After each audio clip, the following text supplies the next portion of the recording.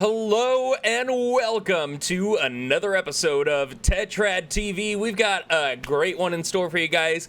Going over everything, well, not everything, but a lot that was announced at Comic-Con this year. And since it is kind of a Comic-Con episode talking about that stuff, we will also, as our big ticket item tonight for episode 9, going through comics through time. So, talking about everything that happened with comics back in the Golden Age, Silver Age, what comics look like now, and everything else. So, anyway, welcome everybody to Tetrad TV. How are you guys doing tonight? Look at those waves. The waves. We got the waves. So, we all have our own personal channels. We all hang out in everybody else's channel. What have you guys been doing this week? Who do we want to start with this week? Let's start with Raccoon.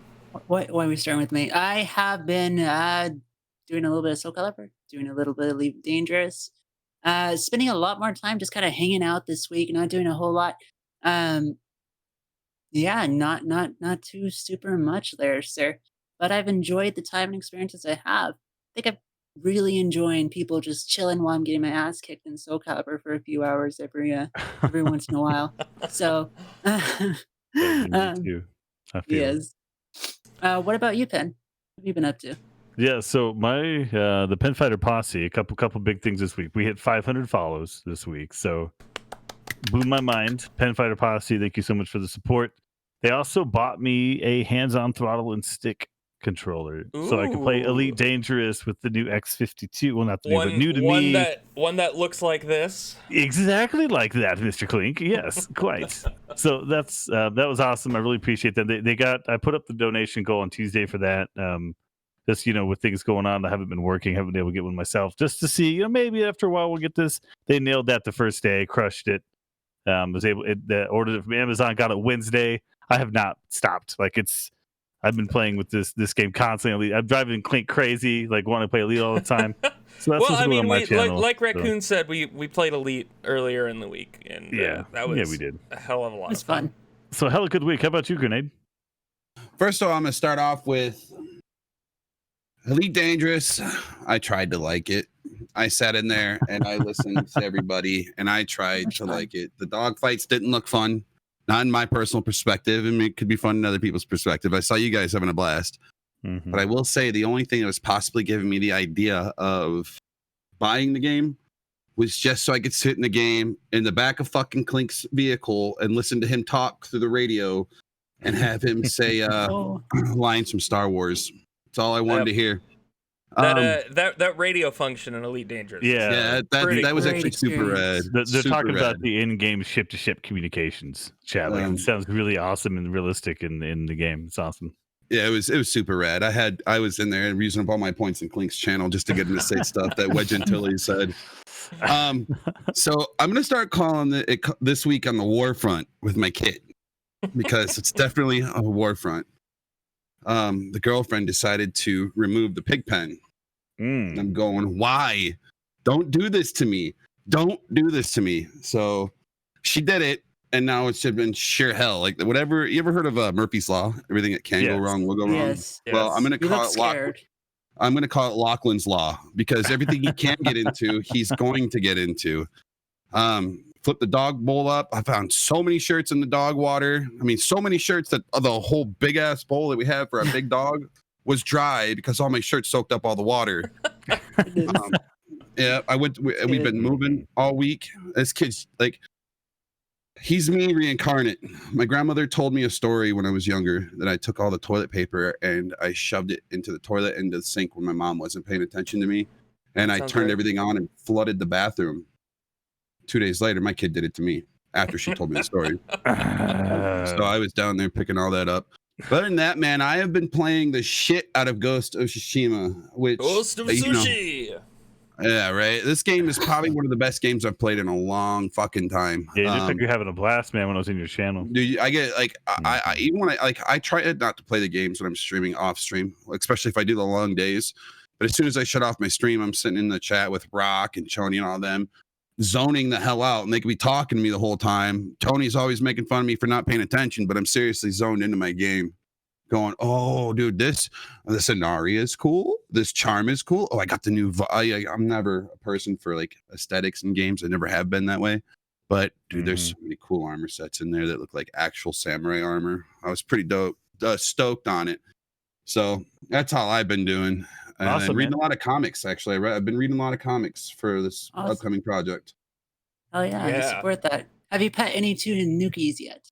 Tanukis. No, it's just all Inari. There's no Anukis in it, or Tanukis. I'm sorry, Tanukis. It's all Inari. So I got a feeling. I think Grenade got confused last week when I did. Inari So- Tanuki. It sounds pretty similar. No. It's not the similar. That sounds similar at all. I was thinking they're both foxes, and that was it. I was completely way wrong. But with that being said, I feel like if you get all the Inari spots in that game, a Tanuki's gonna come out. So It feels like that for sure. It does, doesn't it? In my gameplay, like you always wonder what's going to be the next surprise and secret that pops out at you Yep. next. So. That And, like, happens. I need to be there. I think so. You know how most games you have like when you click on your waypoint on the map and it'll just show up on the map, like especially in your compass. Mhm. This game is so rad. There's no compass. There's no map things because they want you to take in the visualization of the game. Mhm. And the artwork, because the aesthetic is like I even stole one of Clink's artist things on there that he did to put on my That was some pretty cool artwork that I did. yeah, man. like that whole game is all about the aesthetics. So like when you want to find something, you just swipe up on your PlayStation controller on the pad, and the wind blows and it sends you in that direction. Like That's that shit super was legit. just rad. That's super rad. Yeah. So Anyways, Clink, how about you, sir? I've been playing Death Stranding, and I'm so stoked that I unlocked my zip lines and building my zip line network through the Rocky Mountains. It's so much fun. I love that game. I'm at a part right now where I lost a vital piece of equipment, and I tried for like 3 hours to just not go to a BT area because I can't detect BTs anymore, and it's so difficult. So difficult. Anyway, so and then playing Elite Dangerous with Pen and Raccoon has been quite a fun time. I think we're gonna start doing like a Faction Friday type thing for Elite hell Dangerous. yes. So Lots of Elite Dangerous stuff going on. here Hell on yeah. the Tetrad. So it's been a pretty relaxed week in my channel, but overall I've just been having a great time with these new release games that have come out, or old release like Elite Dangerous. But looking forward to that Odyssey expansion, getting those space legs. It's gonna be a good time. I can't wait. I can't wait for space legs. I know, support dude. that. Space legs. Yep.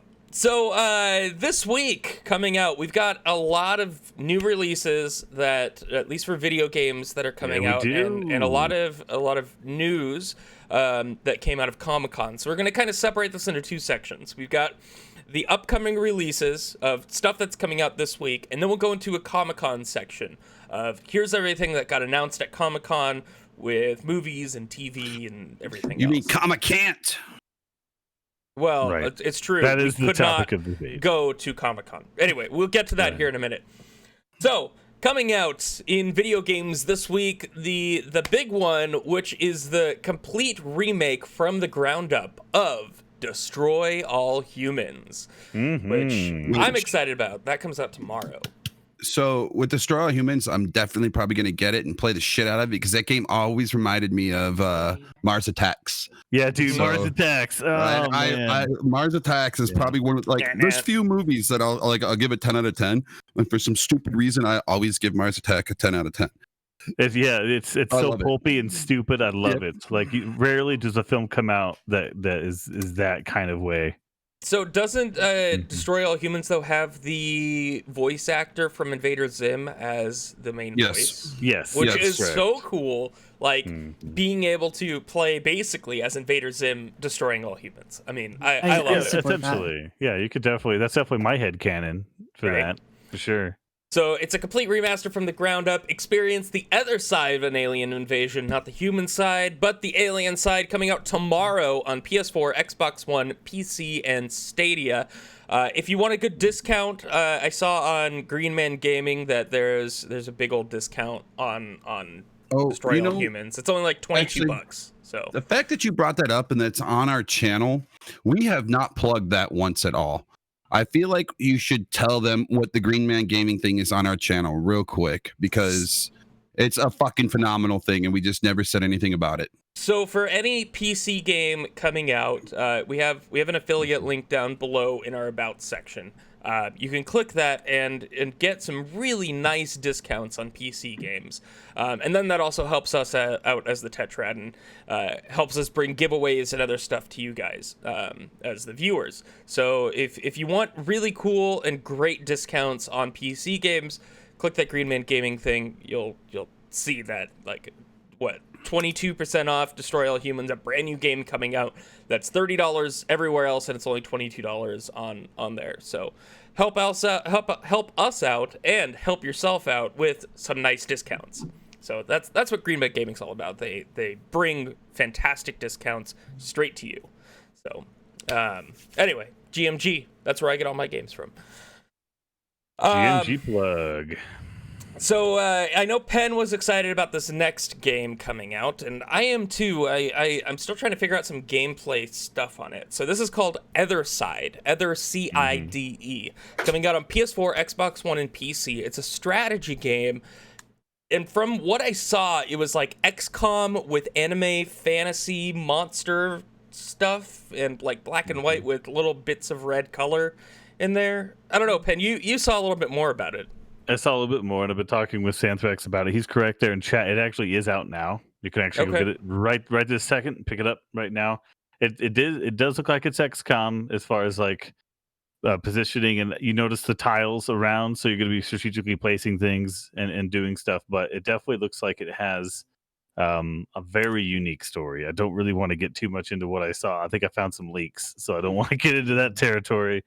But that looks great. And the art style, with being, like you said, totally black and white with occasional flashes of like red and some other color. Mm-hmm. I haven't seen anything look quite like this game as far as the aesthetic goes. So don't pass up this one. Other side, guys, like give this one a look. And I did see a discount on that game as well. So yeah. Pistol Whip. Yeah. Santhrax is streaming that tomorrow, by the way. Santhrax Gaming is. Nice. So. Oh, hey, let's just use this as a plug right now. So that way, because he brought it up. Santhrax, we're going to plug you tonight because you've been a loyal follower or viewer to all of us. And we're stoked about it. And our plug tonight, which is the only plug we've ever done, is you. Mm-hmm. So if you want to post your link every few minutes, I will try to do it too. And we're going to do it right now to get your link in there. But anybody in chat here, please go give that Santhrax follow. He's new. I'm already following him. I think Penn and Raccoon are, and Spence. So, link right here. And he's been in there with the Ghost of Sushi with me the whole time. I know. I when I drop into Penn, he's there. Even with Raccoon. So please, anybody in chat here, there should be 11 follows hitting his face right now. Please. Yep. So yeah, Santhrax, a newer streamer, and we're here to support you, man. Like, you've supported us, let's support you. So, and anyway, very excited about that. Seeing you stream for the first time. Yes, sir. For the first time. Yeah, I'm excited, Sam, and welcome to Twitch, dude. So Pistol Whip coming out on PS4 VR. I know it's already out on Steam, but now they're getting a PS4 port for a cool new-ish VR game. There's a bunch of DLC that came out with that as well. For you classic video game players out there, Samurai Showdown, the Neo Geo collection, which is already out on PC, is finally getting a console port. So if you love playing classic games on your console, this is your chance. Coming out on PS4, Xbox One, and Switch, Samurai Showdown, the Neo Geo collection. In the world of skater sims, I know that Tony Hawk Pro Skater, there was a bunch of announcements last month on that, but Skater XL is coming out on PS4, Xbox One, and PC tomorrow. Experience unparalleled board control and responsiveness while you skate legendary real-world skate spots. So, unlike Tony Hawk, where it's very not realistic. It's arcadey, right? And I feel like it's arcadey. This is very much more skater sim realistic. Right. That's what I saw too when I looked at this, like preparing for the next episode. I saw that the footage on it looked very much like it's double. Like the sim seemed like it had a lot of detail and fineness to it, rather than just like slamming buttons like an arcade. and it looks like it's kind of like a tour of these skater culture places, Yep. and there's some lore and some history kind of baked in. So if you're into skating, don't miss this one. For you anime fans out there, I can't speak today. Mobile Suit Gundam Extreme versus Maxi Boost On coming to PS4. This is a port of the classic Japanese arcade Gundam game with 2v2 combat. So, With that being said, I know I like big robots fighting. Were you I'm excited about that. were you saying you were getting that raccoon? I want to. I'm not sure quite yet. I feel like if you get it, I'll get it, and we could stream that game because I love Gundam. But I do know I played the beta, the early beta, like a year and a half ago for this game, and the controls on it were bad, very, very, very bad. So if they've updated that, then that game's going to be a lot of fun. I would definitely give it a shot. Oh yeah. Okay. Let's see, also coming out this week, we've got some DLC for Neo 2, which I think is awesome. I loved Neo 2. Fantastic, amazing game. And if you're a big fan of Ghost of Tsushima, this is Neo 2 is more of a kind of Souls-esque game of being a samurai ninja warrior kind of person. So Neo 2, The Tengu's Disciple, comes out this Friday on PS4.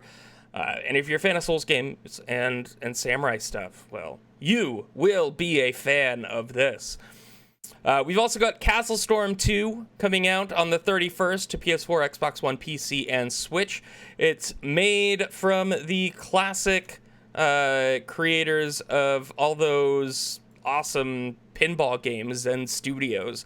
And, Oh really? Yeah, so I guess this was more of a mobile game that then they made a sequel to for actual, console and PC players. So very cartoony, very arcade-like.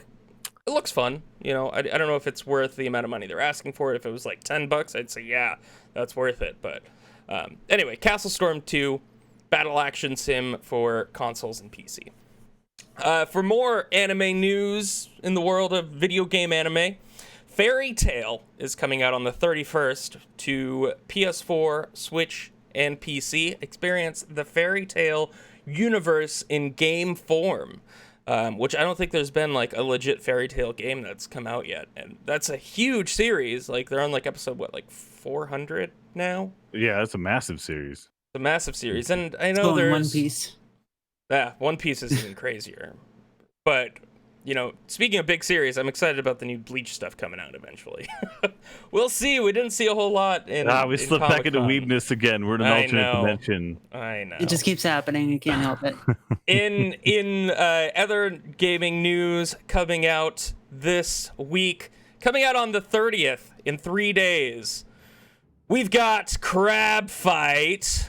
Oh yes, you brought that up. I'm so happy you brought that up, dude. Yes. Dude, so in my chat, Rock, Chone, Fluffy, all of us, dude. There's like 12 of us. Chainfire, D-Pad, all of us are getting this game to become what Fluffy likes to call it, Crabdikin Skywalker. Crabdikin Skywalker. I'm down. I'm sold. So, I played this game. In its beta. I played it for a while now. It's hella amazing. Like, you play as any sort of type of crustacean. They have all the different types of crabs. They throw you into random different environments. Super interesting different weapons. You just keep picking them up and can throw the crabs. And sometimes there's guns, and sometimes there's like a rocket launcher. It's all over the place. It's a worthy experience. It's not just something like super crazy where it's like you can't take it seriously. It does have some actual combat mechanics This looks in there ridiculous. mixed with it. It I'm looks excited so about ridiculous. Yeah. Amazingness. I'm telling you, it's worth playing. So this comes out on the 30th on Steam, and I am very excited about it. I can't wait to fight as a crustacean in a downtown scenario. That looks so cool. Single player, local multiplayer. Both. Local multiplayer. There's no online That's multiplayer? just cool. I think there is online multiplayer. I'm not Okay. sure. As long as there's both, because I don't have people visiting my house to be able to play local multiplayer. That's I'll fair. come visit you, Clink. I'll just It's walk down the the street. coronavirus. I haven't left my house in 2 4 hours. months. Fair. crab rave. I support that. So we've seen a lot of this next game on Twitch right now. It's in beta, and I know Penn, you did a little bit of research about this. This is a Hi-Rez Studios game called Rogue Company. Tell us a little bit about this one, Penn. Yeah, I've got some notes. I really wish I had captured footage, guys. I failed in that. I should have, and I brought it for tonight. Is this game, for one, it's beautiful. It's gorgeous. Hi-Rez Studios. They are called Hi-Rez Studios for reason. One of their big missions has been to make their character models and maps and everything look great. If you look at Smite, looks awesome. Paladin's not a great example. Good art style, but Smite, like the way that the skins look and the characters look, there's really nothing better in MOBAs. You know, it's so dope. Can I walk you back 1 second, Penn? And this is going to be crazy coming from me. Penn was an advocate of Paladins. My buddy Trevor was an advocate of Paladins. I never played it because I looked at it was like a ripoff of Overwatch. Right. But you can run that game on a potato at the lowest settings, and the character models still look pretty damn good. So, they do. Like, I totally understand. Like, that would be a fucking phenomenal thing to say. Like, use that, not the like. Because I was impressed with the graphics and the movement in that game, just on a potato, you know? Yeah, and it runs well. And so that same attention to detail, not just with the graphics, but the way the controls move, the way the map is laid out, that's all present in this Hi-Rez title as well. So it's a different studio from the other games that developed it, but it's still a Hi-Rez Studios production and publication. So with that information out of the way, this game is very much a smash up of a bunch of stuff that I've played. I expected going into this, it looked Rainbow Six-y, a little bit of Overwatch. It's actually more of a CSGO/Valorant clone as far as the basic makeup of the game, but the flavors are MOBA. The flavors are Battle Royale, kind of all mixed in together, and I'll explain that because in CSGO and Valorant you have this whole buy screen, right? That's the standard mark of that genre, where you can purchase different weapons, and that changes how you play based on what your team needs, and you adjust as you go by buying stuff. And this one is a little bit different. It's more of like your character is a character from a MOBA. So that means when the weapons available and the grenades and abilities and things that are available to purchase are unique to the character you chose at the start of the match. So it's more of like a MOBA-like progression like you would have in League of Legends or in Smite, where you're buying upgrades for your character so your character gets better. So obviously, if you do well, you're going to start to snowball because you're going to have more abilities and weapons than your opponent has, which is a different mix than what you would get from like a CSGO, where you're still getting a reward-based system, but it's based on buying a weapon to change your playstyle, where in this case, you have abilities like a MOBA. So it's definitely a nice little fusion. It's based on a crouch mechanic behind cover instead of corner peeking. So it's different for those that don't like the corner peeking aspects of CSGO and Valorant. I know I don't. I really appreciated that the cover-based approach, because you literally can look out over a field and the cover is just high enough to where if you're crouched behind it, you can't see them. So there's a lot of like stealth action kind of gameplay with sudden frenetic engagements is kind of how it felt. So very interesting game, guys. Don't go to sleep on Rogue Company. Give it a look. A lot of people are streaming it. I will be on Tuesday as well. I'll be streaming this tomorrow. Give it a look for yourself. But man, this game, how many hours did you put into it? Probably 2. Okay. So with that being said, you said it had the Battle Royale feel mixed with the Valorant and everything. Like, what did you say you had? Give me a percentage on how much of a better time you had playing that versus when we played Valorant. Well, Valorant, I had no fun at any point except for hanging with my friends. And this one, the whole experience was fun, from jumping out of the plane at the beginning and cruising and flying in and picking your spot to deploy on the map, to getting my ass kicked by somebody that did a really great play and got around me using the cover, even though I had them tracked and I had them dead to rights. But I didn't get that last hit for the kill. They were able to sneak around, get behind me, and use an ability to kill me. That was fun. I didn't feel like that was a bullshit loss because they're camping a corner. You know what I mean? I felt like there was skill and gameplay there. So I had way more fun, Grenade, 100% more fun. All right, cool. I gotta get on this game. Would you say it's worth the $20, or would you rather sit in there to get the beta key or buy the founders pack? What would you do? Like, what would you say would be the most optimal way to get into this game? I felt like the $30 was worth it. I went for it because I played a lot of high risk games. I spent the $30 on the Founders Pack. I'll never have to spend money on this game again if I don't want to. All characters are going to be free for me for life, so that feels like value if I'm going to play it. But I don't know yet if it's value. What I don't know is this going to sustain the fun? Is it balanced? Once people figure out how to play it, is this a balanced experience? Right. Is it going to be fun to play? I don't know. So we'll have to see, right? Give it some time. But I went ahead and spent the 30. That's up to you guys to decide if you want to do it.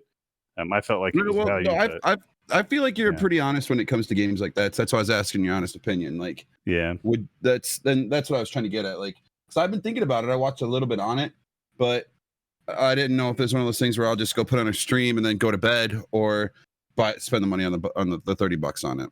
You know? Yeah, I mean, it depends. I would say definitely take a look at it and watch a little bit and get a sense. But if it feels well made, I didn't experience any game breaking glitches. The controls felt great. So I mean, as far as like value for money, I think it's worth it. Speaking of games with game-breaking glitches, Amazon Studios' Crucible, that was previously canceled entirely, is now in a closed beta state. So I thought that they just canceled it entirely. Crucible, wasn't it closed beta when it came out? No, that was a full release when it came out. It was just garbage when it came out. It was garbage. And we played that in like episode 2. We reviewed it in episode 2 of Tetrad, and so now they've pulled back and said, okay, we're actually going to develop this game as it should be. So the developers actually go in and have community days that they play with their community and encourage feedback, and they're trying to do it the right way this time. So we'll see what happens with Crucible news in the future. At least it's a step, right? At least it's a step in the right direction compared to what that was, because that was a garbage game. You know, the more I think about it, coming to the community is actually, that's probably a good move for them. Not just from like a PR standpoint, like, because obviously it looks good, right? From that standpoint, but from the standpoint of like making the game better, yeah, come to us, man. Come to the gamers. Yep. I like that. And finally, in gaming news, this is very sad for me because I was looking forward to playing this on PC when it came out, but Horizon Forbidden West is now officially a definite PS5 exclusive until a later date when it will be released on PC sometime in 2021, is what they've said. So they're no longer doing a direct PS5 and PC port at the same time. PC port will be later. I have a strong feeling here. And this is one of those cases where I feel like gamers, again, are hurting themselves. They're shooting themselves in the foot. People, the high amount of complaints they got from just the idea of porting Horizon Zero Dawn to the PC to begin with. I'm excited about that. It directly correlates to this problem here. So their level of complaints that were already issued from that, I'm sure they felt a pressure from their community to not release it on PC right away, and that's a negative thing for the gaming community in general. Or is it a ploy from Sony to get more day one PS5 consoles? That shit. I'm not gonna say shit. I'm sorry. Because of the Xbox reveal, dude, they pulled that shit as fast as possible for a ploy to get as much money into the PlayStation as possible. I'm willing to bet if there was some numbers out there for pre-orders, if there were pre-orders up on Steam or whatever they were going to do, the new Horizon, but I guarantee you that it'd probably be higher on the PC for right now because so many people want to play that game in high res and see what it's like.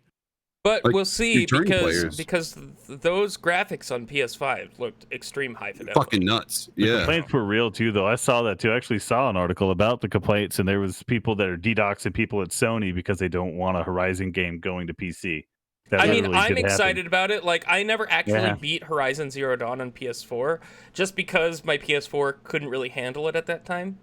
And I wanted it in higher fidelity. And now that I can play it on PC, I'm just going to play the shit out of that game. Right. I mean, that's how people should feel. In 2 weeks. You know? But I feel like what they're complaining about is that the development of these games, they feel like is going to be held back because they're also developing it for console. So they're like, well, this is going to holding it back. Well, what I meant to say is like that going to PC and porting it is going to slow down the developers in creating a great game for the console.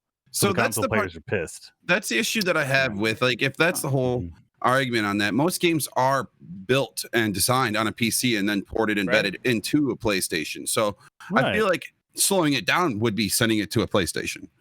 But yeah, I didn't. exactly. But I didn't know that they were actually DDoSing. Like I did not distrust Raccoon. I believed her because I know she does her information on this. But at the same point in time, if you're going to be that much of a fanboy for a console or an Xbox or a PC, then and you're doing that, that just shows how much of a trash human you are. You know, because at that same point in time, like I would love, like I get like Ghost of Tsushima, and I know there's people who can't afford PCs and PlayStations. Like I wish, like I feel like games shouldn't be exclusive. I feel like everybody should get it. One, it would help the developers because like it spans across everything, right? Now, which is what Xbox is doing, and we talked about that in the Xbox game showcase quite a bit. So it's just stupid. That's shooting yourself in the foot. Yep. Absolutely. You know? Absolutely. I feel like the game developers and gamers need to be more open to the idea of a open platform in general between PC, between Xbox and PS5. As we get closer and closer to PS5s and Xbox Series X's and such, evolving into basically just mini cheap computers that have great graphics, we need to be more aware of the chance in the cross-play availability and all of the different available options that having one ecosystem like that offers compared to just pigeonholing yourself all over the place. Exclusives, it bugs me because it's clearly a money move. It's clearly they saw that Microsoft isn't doing the exclusive thing with this iteration, so they're trying to double down on it and ship more PS5s. Yep. That's literally it, and that's shameful. So I mean, I'm going to order. But... No. I was going to wrap up the game section. Yeah, move on. So, okay. Anyway, we'll see what happens with Horizon Forbidden West and when it finally comes to PC. I mean, that's not that long. I mean, what, Death Stranding was PS4 exclusive for 7 months and then came out to PC, right? I'm excited about both versions. I'm going to play it on both versions. So we'll see what happens. In the world of TV shows, we've got a new sci-fi drama coming to the Small Bites platform, Quibi. This one's called Don't Look Deeper, and it looks pretty interesting. I enjoy sci-fi drama stuff, especially in small bites. Let's see. We got a few comedies on Hulu. Max is on Hulu, coming out on the 28th, and Frayed, another comedy, Hulu exclusive, In My Skin. And MAXXX, by the way. XXX, so we'll see how hardcore that is. And finally, Frayed is coming out to HBO Max, another comedy. A lot of comedies this week. And go for a good comedy. And I cannot wait for this, but Netflix has a new season of Umbrella Academy coming out in 4 days. So we'll see what happens there. I'm pretty excited to see what they're gonna do with that. I really am. Yeah. Like if they're gonna keep her being the violin, like the dark version, or if they're just gonna kind of revert back. Yeah, reviews are already spilling out, so be careful, guys. If you're looking for information on the upcoming release and such like that, just be careful where you're looking at, because I've already seen some spoilers out there that people are not marking. So just remember, 31st. I recommend staying away from searching that series up until after that time. That's a good point. Yep. Wait till you watch it before you go search for info. That's what I say. That's how I avoid spoilers. I don't look on Reddit. I don't look on Google. I want no spoilers before I watch or binge an entire series. Let's see. We got a short list of movies. There's only one movie that I saw that caught my eye. Shudder Films has a new horror movie coming out. Host. That looks spoopy. It looks very spoopy. That looks spoopy. So I really enjoy what Shudder's been doing with like releasing a new movie every week. While I absolutely respect Shudder, they really need to come up with a better name conventions. Like everything I'm seeing, the House, Host, all of these have already been used in recent era. That is for named movies. So that is fair. These names have been used. They're not very original, but the films do look artistic. So like. Yep. There's creativity in the films themselves. Shudder just put out a movie that was done by a musician that was I thought was super original. Like the idea was pretty fucking rad. It was like a musical, but like a lot of crazy stuff. I haven't seen anything like that. Yeah. They're really doing some unique stuff, which is why I Yeah. had to do a big shout out to Shudder and what they're doing with Absolutely. their platform. So, in the world of anime, we only have one anime coming out this week. As I've said in weeks before, it's summer anime season, so go watch the summer anime shows. But in new anime, Transformers: War for Cybertron comes out in 3 days on Netflix. Now, this is more of one of those 3D animes with like anime backgrounds, but with 3D models. Yay. Advanced technology. I mean, we move Yeah. forward. I'm okay with Yeah. advanced technology, but I'm have you not. actually seen this one? I looked it up this morning because we were talking Yeah, about it looks bad. It looks doesn't real look bad. great. It doesn't look awesome. You know, what it reminds me you of? know, Like, it's like what It they did reminds with me the of- Ghost in the Shell. And I'm Yeah. not Yeah. ecstatic about it. exactly. Yeah. No, that I don't support. Ghost in the Shell. Yeah. The brand new series. I'm down I'll for watch the 3D. 90. I'm not like dismissing any But- anime that's 3D. It's not like some people do, but this one does not look amazing. I got excited because it's Transformers. It's War for Cybertron. I actually was very curious about it, so I looked it up, and it didn't look all that Yeah. great. Yeah. I feel like failure then. an early 2000s Scooby Doo show was better. Oof. You know what I mean? Big oof. Yeah. Ouch. I mean, I like Optimus Prime too, so Well, I was looking at that going, ugh. I'm not gonna Need some knock hot it shot in till my I life. watch it, which I'm It gonna could be watch great. it, and then let you It could guys be know great. next week whether or not it was complete burning pile or if it was all right. Yeah. I don't have high hopes for it though. Let's just put it that way. In the world of comic books, now this is going to be our main subject of the night, but we're just going to hit on these comics real fast and then move into Comic-Con, because Comic-Con, all right. Teenage Mutant Ninja Turtles Annual 2020 #1. The war is over, the city is saved, but Splinter is gone, and the Turtles are in disarray. Dun dun dun. Dun dun dun! So, new Teenage Mutant Ninja Turtles. Grenade, you were telling me that this might lead into something new for the Turtles? Yep, and that's all Alright. I'm gonna say. All right. It might lead into something new for the Teenage Mutant Ninja Turtles. I'll say a little bit more. I'll say a little more. Okay. Can I say at least check out The Last Ronin? You guys No, please no. check out The Last Ronin. That's all I can say. That's all I'm saying. What's All right. with the Should read no? that. Why are we discouraging the Read encouragement? that. Because it's spoilers. We don't want no Oh, well. spoilers. It's not per se spoilers. It's an entire series of Teenage Mutant Ninja. All right. All right. X Factor #1 is coming out on the 29th. All these are basically the 29th because, comic books come out on Wednesdays. The mutants have conquered death, and resurrection protocols can bring back any fallen mutant, but not without complications. So, new X-Men series with X Factor. So, anyway, any X-Men fans out there? Oh yeah. No. Oh, yeah. This looks interesting.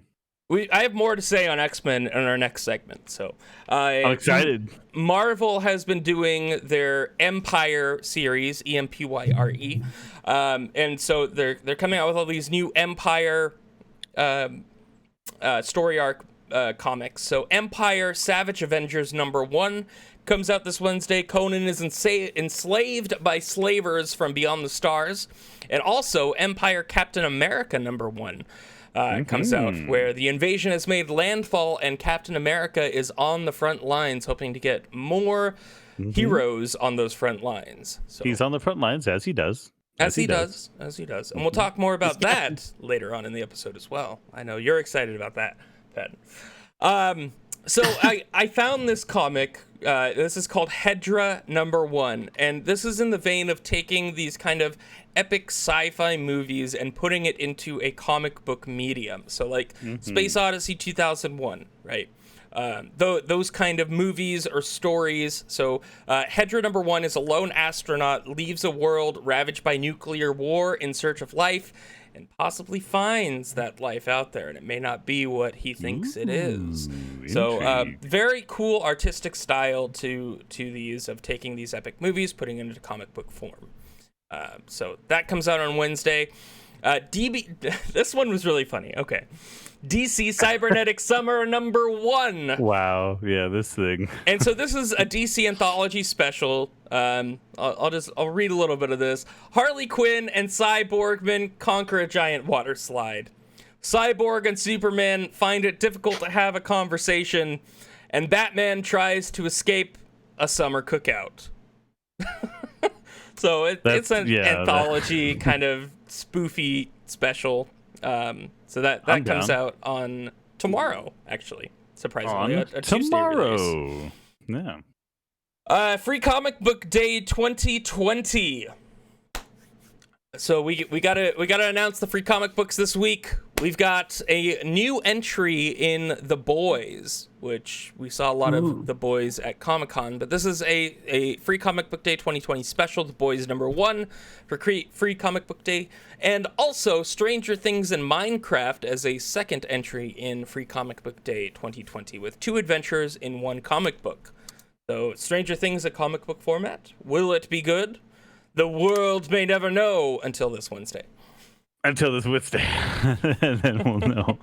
that could be good. Stranger Things, I eat anything that has to do with the universe up. So I thoroughly enjoy it. So, Raccoon, I know you had a little bit to talk about in news this week with Gerard Way and the comic books that he's been coming out with. So, coming soon to a comic book shop near you. Wow. You're just going to drop that on me. The True Lives of the Fabulous Killjoys, now National Anthem #1. So, for those of you guys who don't know, My Chemical Romance is Gerard Way, makes comic books and made Umbrella Academy. Still makes Umbrella Academy. Works with some fantastic artists. Has a great series going on over there. He's starting something up here with National Anthem. It's basically a team of superheroes who are no longer being very super. So, it's going to be an interesting plot, very post-apocalyptic kind of theme to it. The art looks fantastic. The story seems interesting. I highly recommend picking it up if you're interested in something similar to the Umbrella Academy with regards to style. It's going to be really good. Cool. Exciting at the very least. I mean, Umbrella Academy does seem very MCR-esque. I agree with that. That's awesome that Gerard Way is doing comics. I have a little bit more to say about actors and musicians making their own comics. That's a big thing that we're actually seeing happen. He's been doing it for a few years. Comic-Con dropped some stuff too. So let's move into our Comic-Con section. We'll jump into the comics next because we were just talking about comics of upcoming releases. So in the vein of Gerard Way making his own comic, Oscar Isaac from the latest Star Wars is coming out with his own comic called Head Wounds Sparrow, and it's kind of a supernatural noir story, and we saw a little bit about that at Comic-Con, which I thought was really cool that he's doing his own graphic novel. So yeah, that's some big news. Oscar Isaac does everything else. I mean, why not? I'm sure it's going to be great. Why not? He's a talented man. He's a very talented man. So I'm definitely interested. Like supernatural noir, like the art looks great. I think, it looks good when I looked into this. Darth Vader, there's a new Darth Vader comic series that Greg Pak is making to tie into the events of Rise of Skywalker. Thank God. So maybe we'll see some more Darth Vader Sith resurrection technology. I don't know. We'll see how it ties in. I have a feeling it's going to be very historical, based on like drawing in Anakin place in what took place in the Rise of Skywalker, because we didn't get a whole hell of a lot of them in there. Basically filling in those gaps. That's what I'm saying. There's a lot of gaps. There's a lot of gaps. There's a ton. This better be a dump truck of plot hole filler right here. Like, let's hope it just rewrites all of them. I don't need to rewrite, but we need to fill it. They can't rewrite it because it's canon, but it does need to fill in those plot holes. It's already in the shoots to get rewritten and reshot in 3 new movies. Yeah, that's true. All I want them to do is bring back Hayden Christensen. Do an extended edition. Add him in.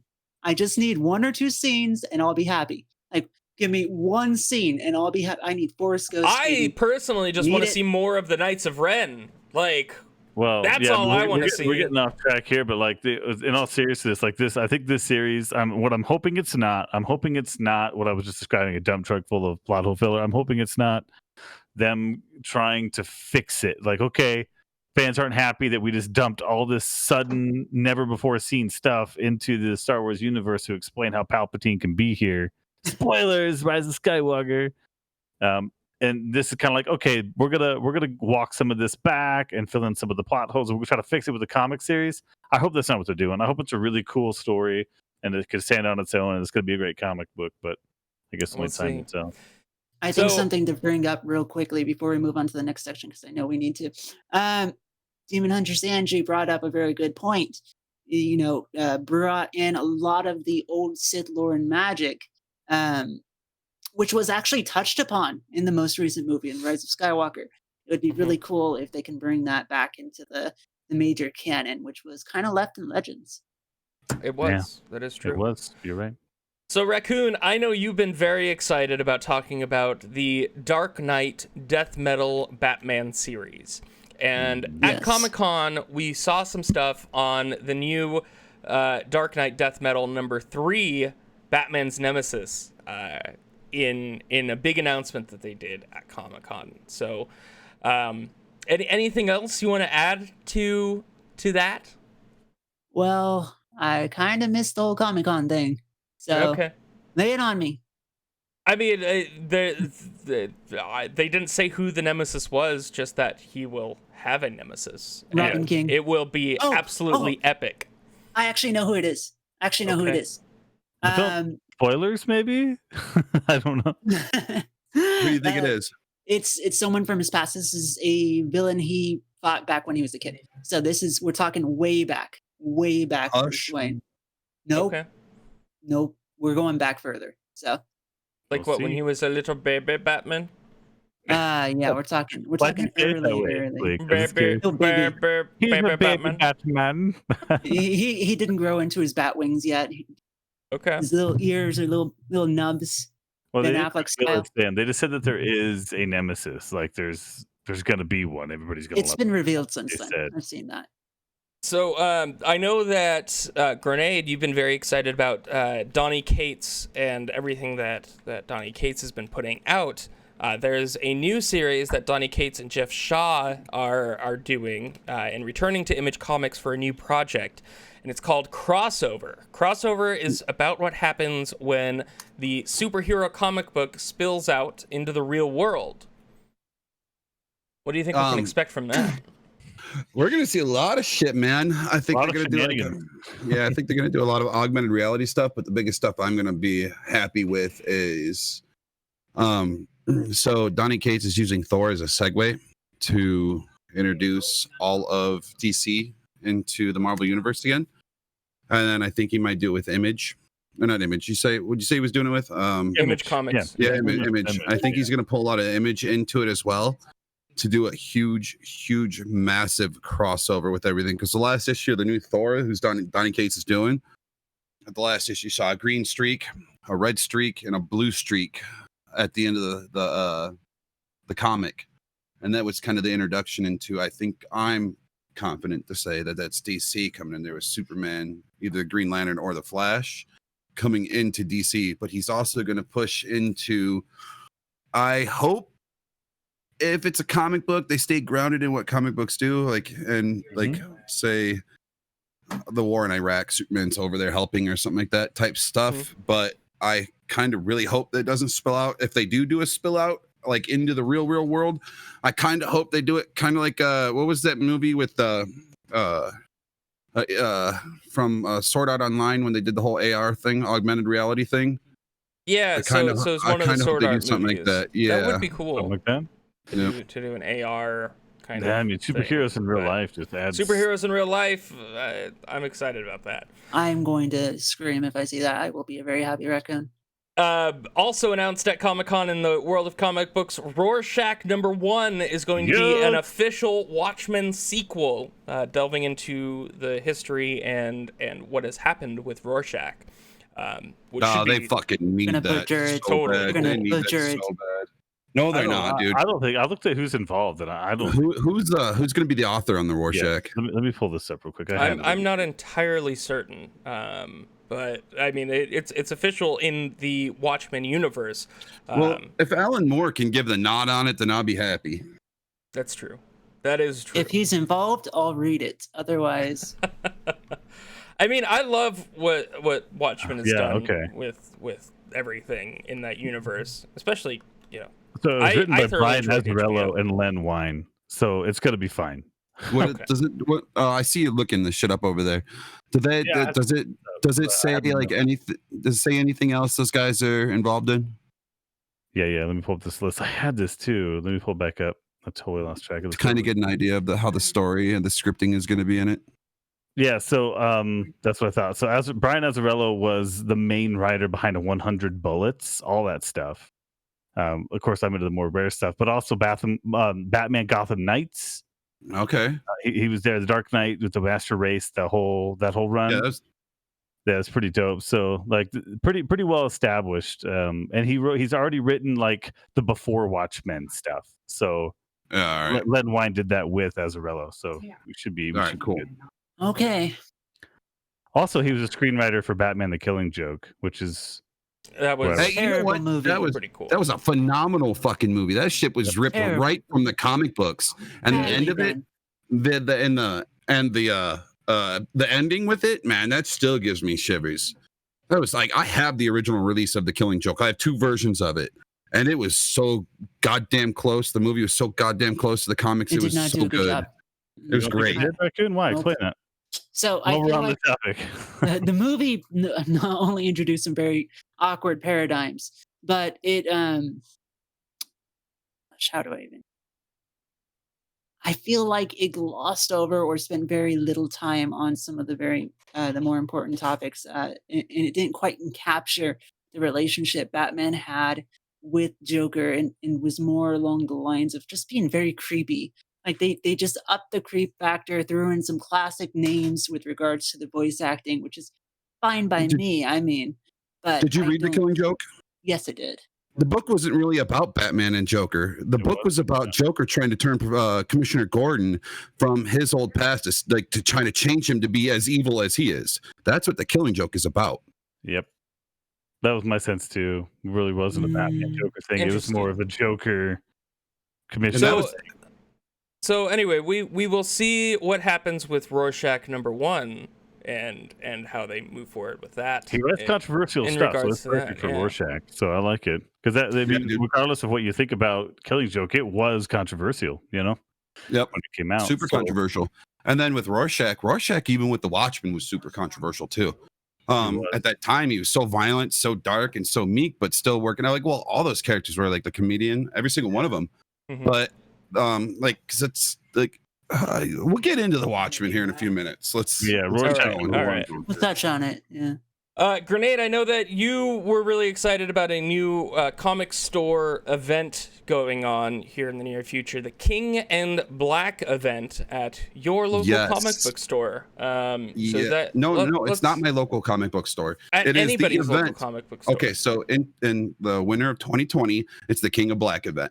It's when Null actually reaches Earth, because if anybody's following the Donny Cates series, Venom met Null. Null is the original symbiote. He's all powerful. He actually used the sword. He had a sword, and then Brock got a hold of it and killed Carnage, which that series was fucking awesome. Complete Carnage. I have it. Hold on. Actually, I don't know the exact name, but it's a new Carnage series. And then in this series, they've also introduced Eddie Brock's kid, and they've also introduced Virus. And if anybody has issue 26 who's watching this of the new Venom series, I'll be happy to pay you $100 for it. No, seriously, it's sold out across the country. Yeah, because they introduced Virus, and nobody knows who Virus is. But with that being said, pick up that series, start buying it every week so you can get it at cover price, because I got the feeling there's more. Now, with the King and Black event, everybody's slated to be involved in it.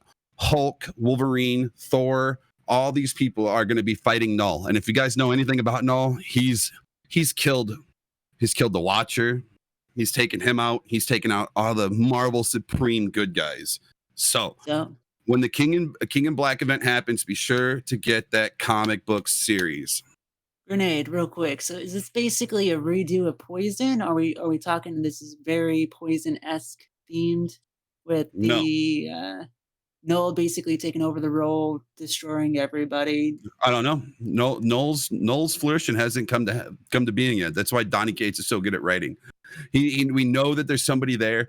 It's kind of like how they hovered fucking what's his face in the Marvel movies recently. Thanos. Yeah, Thanos. Thank you, because Cates actually did a run of Thanos, and that was actually my favorite comic series up until Venom.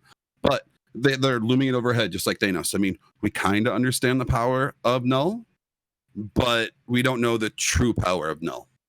So he could take over the world, but at that point in time, if he's that strong, Earth really means nothing to him. So we're still waiting for his like, all right, Yep. my turn moment to We're happen. still waiting for his shit to come, his flourishing to come through. All right. Cool. Interesting. So go check that out. Coming soon to your local comic book store.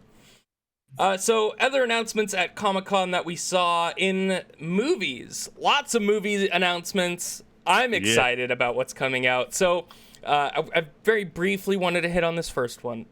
Zack Snyder is doing his own cut of Justice League, which I think is interesting. There's some stuff there that happened with the original director that that Zack Snyder was like, you know what, I'd rather do my own cut of it. So we saw some stuff at Comic-Con about that. Anything else you guys want to say on that point? We get more Cavill, we get more Gaddett, we get more Affleck. I'm happy with that alone. I mean, I enjoy all of those actors. Outside of that, the movie's good. Will be the same. The king of all nerds, Henry Cavill. So Henry Cavill is any person's wet dream. Fucking that guy is just amazing. I was drooling at watching him build a PC. I'm like, yeah, dude, same thing. Like that was a right? fun video that to was see. basically pornography. He doesn't know how to build a PC worth shit, but it was still fun to watch. He's a Symmetra main, so I got to knock him down a few on that one. Actually, I got to knock him down a lot. But with that being said, I'm one of those people who I love Batfleck. I thought Ben Affleck was one of the best Batmans we've had over almost all of them because he fits the build, he fits the demeanor, and he fits fucking Bruce Wayne. All the other Batmans are either a good Batman. He's either a good Batman or he's a bad Bruce Wayne.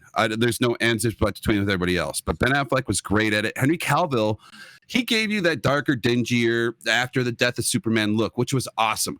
But the story itself in that movie was so fucking full of so many things that it was bad.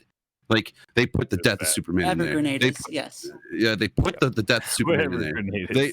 They put the fucking the whole Batman or the Dark Knight in there. And I'm sorry, I'm a huge Frank Miller fan. If you're gonna do a rendition of Frank Miller, do it fucking right, where he's old, beaten down, broken. And one of the best parts about the Dark Knight is he was training a female Robin, and they completely got rid of all of that.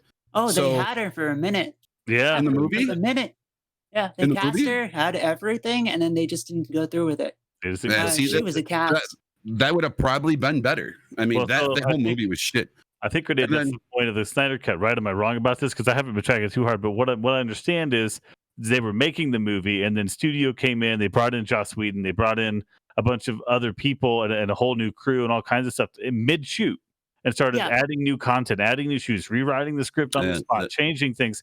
And I think that's what the idea behind this, I don't know if this is what's actually happening, but the idea behind it is this is Zack Snyder going through and cutting out a lot of that studio fat and putting back in his original idea for the film without doing reshoots. And they even tried to put fucking some of the Injustice storyline in that movie, which was stupid, you know, like they just tried to pack too much in. So I guess trimming the fat would be the point behind the cut, basically.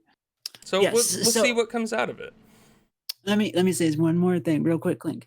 So basically, I feel with the Zack Snyder cut, the issue is going to rely on they don't have the cash, they don't have the funding. So this is basically just going to be a trimmed down Justice League with a little bit of extra, a little bit of stuff that's being funded by HBO to kind of fill those gaps he's wanting. But we're still not going to get the official Justice League by any means. But I'm not sure. I'm interested to see what the final product of the Zack Snyder cut will be. Did they release the runtime on it by any chance? I don't. Not yet. We just saw very little information about it. It was just Zack Snyder, him saying that he's doing his own cut and adding in quite a bit. So I'm excited to see what this new cut of Justice League looks like. In other world of movies, we got to see some stuff on the New Mutants, which did. I cannot wait for this. I mean, I've been waiting like 3 years to see more stuff on this. So you can find the first scene on the New Mutants. Like, you can see the whole entire first scene. And there's a big giant bear in there, which looks creepy. And I'm pretty geeked on it. it's actually going to be a whole geeked on the movie. trilogy of the New Mutants. So 3 movies, a trilogy of it. It's going to be real cool. And in the X-Men mashed with horror Right. in one movie. So Yeah, and the trilogy is a good. I like that they're just calling that out right away. Hey, this is going to be a trilogy, and we're planning for it, because I like the idea in these superhero movies of them actually planning for that instead of trying to tack on a second and a third. Yep. I think having the plan is good. a pre-planned trilogy. I know a few weeks ago, Raccoon, you had some words to say about the Adventure Time movie that came out. They're coming with another one, Adventure Time Obsidian, which is them going to the past and the future in one movie. But we have Marceline and Bubblegum, so I'm going to give it another shot. Because Okay. those, I've been interested in that dynamic since it originally came up way back when. BMO let me down, little robot buddy, broke my heart. I hope they don't let me down. So Yeah, we'll, hopefully not again, right? Because they already did it once. I hope not Yeah. again. Grenade doesn't have good things to say about that movie either, though. No, he does not. Nope. It's actually killing him right now. Just like recalling those memories is slowly putting him to death. There's an announcement that I'm very excited about, which I think this was announced in 2018, October 2018, but we got a little bit of an update on it, which they are officially moving forward with a Mega Man live action film. I'm kind of This is curious to see exciting. how this is going to happen. We I will like- see. I feel like it'd be rad.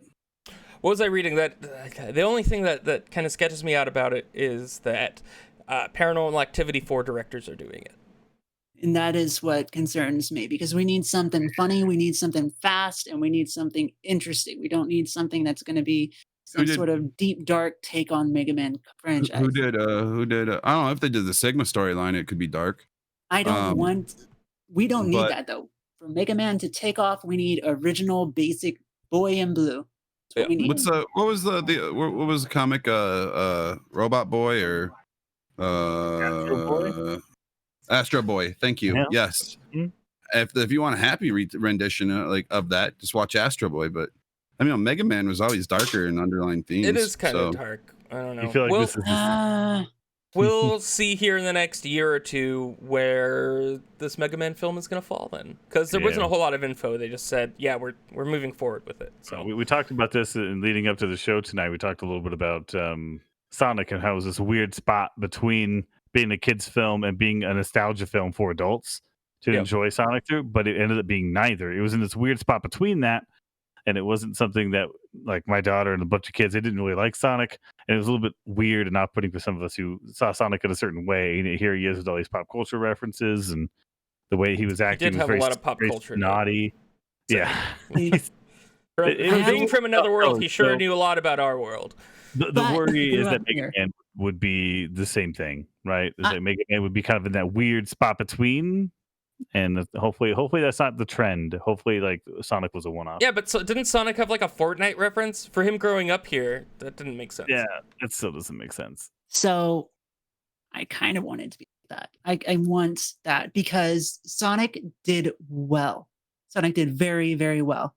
Well, Yeah, after they we changed how he looked. Yeah, it did well.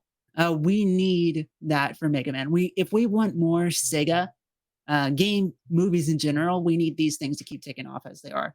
Well, one of the big reasons why that movie did well was Jim Carrey came back to being goofy as shit. And I but Jim guarantee Carrey's that. fantastic. Well, Yes, it fuck. was Robotnik was the Yeah, highlight of that movie. For sure. Exactly. I mean, there's a lot of Jim Carrey movies that were, It's not that great. It only made 300. But with a Mega Man movie, I would be very excited to see who the bad guys are, right? Like who are they going to pull from that giant list of enemies? They're gonna bring the dog into it. I'd There's love to see the some dog. cool enemies in Mega Man. Give me Buscemi. I need Buscemi as somebody that would like make me so happy. Let's see. We also saw that Bill and Ted Face the Music is coming to streaming instead of to theaters on September 1st. So Yes, it make is. sure you keep an eye out for that. Super rad. I'm just stoked that, at least one company is being like, yeah, you know what? We're still going to put this out there instead of Disney canceling Mulan until like 2022 and, all these movies that that are made, they're completed, but we're never going to see. I'm so sad about that. Well, we're not going to see them for a while, but in this case, I'm okay with it. Bill and Ted Face the Music is a movie I was going to watch at home anyway. I probably wasn't going to go to theaters. It's not like an event film to go sit down and watch a movie with. I know we've talked about Fuck yeah, dude. It is Hanging an out with event movie. Socrates. I would totally go to the theater to see that hang out with Socrates and Aristotle and stuff like that. Hell yeah, man. I grew up on those movies, man. I would totally be there in the front seat, just pop popcorn in my mouth. Grenade, I'm right with you, sir. But I want to Hell see Mulan in theaters, and I want to see Avengers stuff and Marvel stuff in theaters. Mushu's not going to be in Milan. I want nothing to do with it. yeah. I support that too, man. I don't need Mushu to want to see Mulan, so I'm good. We got to see our Mushu. first look at Simon Pegg and Nick Frost's new movie, Truth Seekers. That looked interesting. It does fucking look love interesting. Simon Pegg. And anything that Nick Frost and Simon Pegg do together is just fantastic. I know Simon Pegg's done a few indie movies that kind of fell flat for me, but he just did one on Netflix. Simon Pegg did, and it was with all the guys from Monty Python in there, and it was like a science fiction one where they sent down like they were watching him to see if they were going to destroy the world. I can't remember what that was, but if it's anything like that, dude, I'm stoked. I love that movie. I love Simon Pegg. Grenade. You've piqued my interest, sir. I must investigate Simon Pegg on Netflix. And finally, in the world of movies, Jurassic World 3 showed off some of the animatronics that they're actually doing for the new Jurassic World movie. Instead of doing more 3D dinos, they're actually bringing in what they did in Jurassic Park 1, which was like full animatronic stuff. And of course, with modern technology, they're mixing in some 3D, but they're definitely trying to do like real effects, which I'm very happy about. The movies need to do that. With the last one, was there any animatronics in it, or was it all CGI? There was some. They did some on some of them. They talked about like in the mansion, in the house and stuff. They had some inside of there in the cages and things like that. But overall, with animatronics, really man, that shit is so rad. Doing more animatronics as their main source of dinosaurs. It holds up longer over time because CGI eventually we can start noticing the difference between ages. One of the topics of Comic-Con, you were covering all these Comic-Con things that are coming out.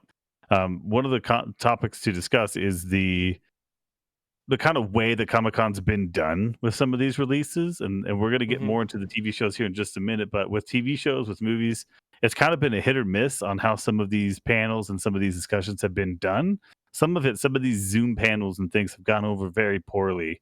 Like, you look at them and there's no way to comment. There's no way to be involved. It's awkward. It's weird. We're so used to being engaged. Like, this is where the fans get to engage with these IPs and with the actors and the creators, and not having that was a little bit weird. So in this case with Jurassic World 3, I really appreciate that they didn't half try to do a Comic-Con, but we're still able to give us something, some kind of nugget to get us interested and excited in Jurassic World 3. So I appreciated that. Yep. The best way they could have done this, throw some Devolverland on it. Devolverland, yeah, do it that way. The way Slap some Devolverland on it. Well, because what was interesting was they still had maps of what the San Diego Comic-Con floor would have been. Like, if you go to the Comic-Con website, you can see a map where this would have been the Hasbro booth. This would have been the Cartoon Network booth. Like, you could have, it would have been cool to actually alternate reality AR walk through there and maybe be able to get on a Zoom call with some of these people and creators. I don't know. And we'll see what the future holds for Comic-Con, Anime Expo, E3, all of these big conventions, because, this was kind of last minute of, 6 months of us not knowing if any of this was going to happen. And I really enjoyed what Devolverland did with an expo scenario. Yeah, that was a cool way to do it. Yeah, that was cool. But yeah. Sam Thrax, exactly. Zoom calls with a Reddit AMA afterwards would be amazing to have that interaction with your audience that cares about your product. Yeah, well, I know we're going to get into talking about the Star Trek shows, but that's definitely one of the things. I haven't looked through all of it. I've only had time to watch snippets, but it was very awkward. Those snippets come across very awkwardly. Awkward. Yeah. So moving into TV announcements from Comic-Con, the final and last section, we talked about comics, we talked about movies, finally TV. We saw a little bit of the new season of Infinity Train. Now, I don't really watch a whole lot of kids shows, but this one actually caught my interest. It's kind of filling the void left by Adventure Time on Cartoon Network. And think Snowpiercer mixed with video games and animation. So I kind of want to go through and watch the first 2 seasons of Infinity Train. That sounds cool. See what the 3rd season has. HBO... What's that? How have I not seen this before? I've never even seen this show before. You'll have to go check it out. Ooh, dig into it. HBO announced a brand new series, Lovecraft Country, coming out next month.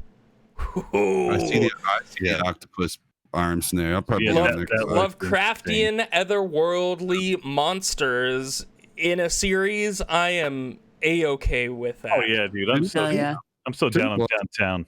Didn't Lovecraft actually create the idea of Cthulhu, or was that actually in more? Yeah, it was him. Yeah, that was all Lovecraft. Mm-hmm. And some of his stuff is very dark, kind of out there. Very, very. All of his stuff is very dark.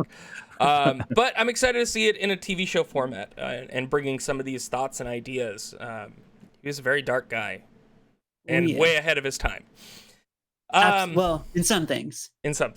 Some things, not so much. Yeah, very, very racist. Very racist. But yes, he actually, like I was saying, there's a game, a Lovecraftian game that came out that looks pretty rad. Yeah, well, with the Drowned City, I think it's called. Yeah, that looked interesting. Then, actually, never mind. We'll do that next week. Okay. Yep. We got to see some new stuff on season 2 of His Dark Materials. Yay! Which I thoroughly loved season 1 of this show. If you haven't seen it, go out and watch it. It is a TV show format of the story of the Golden Compass. And it was also confirmed for season 3 is what I read in there as well. There's a few of these that season 2, we got to see a little bit on it, and then it's confirmed for the next season as well. Yeah, so they already, I'm really inspired by some of the stuff that came out during these Comic-Con releases for His Arc Materials, because they talked about, some of the cast and crew were talking about how they shot a lot of season 2 stuff during season 1, and even set roots for season 3 already. So I like it when a show is able to include all that stuff and work that way and be forward, because you have the actors there, you have the costumes, everything feels the same. It's not going to be like we get into season 2 and it's a totally different feeling. I think we're just picking up right where we left off, going right into the continuation of the story. And that's really, obviously that's a good sign for this being as good as that first season. Yeah. Let's see. What else did we have? We had Utopia get announced. Yeah, Utopia, dude, on Amazon. On Amazon. That's exciting. So this is we saw the first look at this sci-fi show, Utopia. It's got John Cusack in it. It's got Rainn Wilson in it. And it looks very good. Basically, it's something about getting trapped in a comic book world from the real world or something. It looks pretty cool. So more kind of comic book-esque show. And give me some more John Cusack in my life. Like, and give me some more John Cusack any day. Where's he been? I'm interested in that one for sure. The Boys, we got to see some stuff from season 2, a season 2 trailer, and it looks like a very different Butcher than what we saw in season 1. Yes. Well, he just got his mind fragged. That's really what just happened at the end of that first season. Don't want to spoil anything, but that's tough. That's tough coming back from that. So what's going on with him? I'm down. Let's do it. Yeah. I mean, I love The Boys. The Boys was a fantastic show, and it was. Oh my God, getting to see these superheroes in such a dark format. Oh boy. Oh boy. Is that true? The Boys was one of the best deconstructions of superheroes that's ever been made, next to The Watchmen. Yep. Yep. I agree So- with that statement you made. Sam Thrax just said that he's an extra in season 2 of The Boys in one of those episodes. Yeah, he was telling me that the That's other day. so cool, man. I love being an extra in Epic. things. That's epic. That's so cool. Sam Thrax is a beautiful man. I can see why. We got to see some stuff on this new Marvel show coming to Hulu. Interesting that Marvel has now partnered with Hulu to come out with some of these darker type shows. Disney that owns wouldn't Disney owns that, it, okay. that wouldn't be good on Disney Plus because they are darker. Right. So this is Hellstrom. Basically, it's a Marvel superhero who's the spawn of Satan. Which is What? awesome. That's crazy. I know. I'm so down for this. Yeah, you touched on it there. Like this stuff is too dark for Disney Plus. So like the Punisher stuff and the Hellstrom stuff, everything you're talking about, there's going to be this whole, I guess, Marvel dark universe, quote unquote, is going to be on Hulu, kind of away from the kids' eyes a little bit. Yep. That's So- good. I'm curious about its crossover nature with the other media. Like, Well, the- it'll like all- Punisher it'll coming all- out to Hulu. Yeah, it'll all go together because you'll see the characters like Daredevil, for example. Matt, you'll see him go between Spider-Man potentially and the Punisher show. He's already There's locked that. in. He's already locked in for the Punisher series that's going to Hulu. Yeah, he Very is locked in on that. So Yeah. I think the And it's the crossover same potential actor, is going to be there. It's just obviously for the films, you have your tone. For the shows on Disney Plus, you'll have a tone, and you have a tone in the Dark Universe. But just like the comics do, you can blend tones Mhm. and Yeah.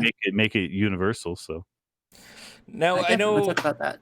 I know this next one, Family Guy. We got to see a little bit on season 19. 19 seasons of Family Guy. Holy crap! yeah, I'm kind of mad at this point, right? But they did show a funny scene of them spoofing kind of all They did. corners of the geekdom, including X-Men Days of Future Past, an iconic scene from They did. X-Men Days of Future Past, and seeing a funny snippet out of there. We got to see a sneak peek on Rick and Morty season 5. Woohoo!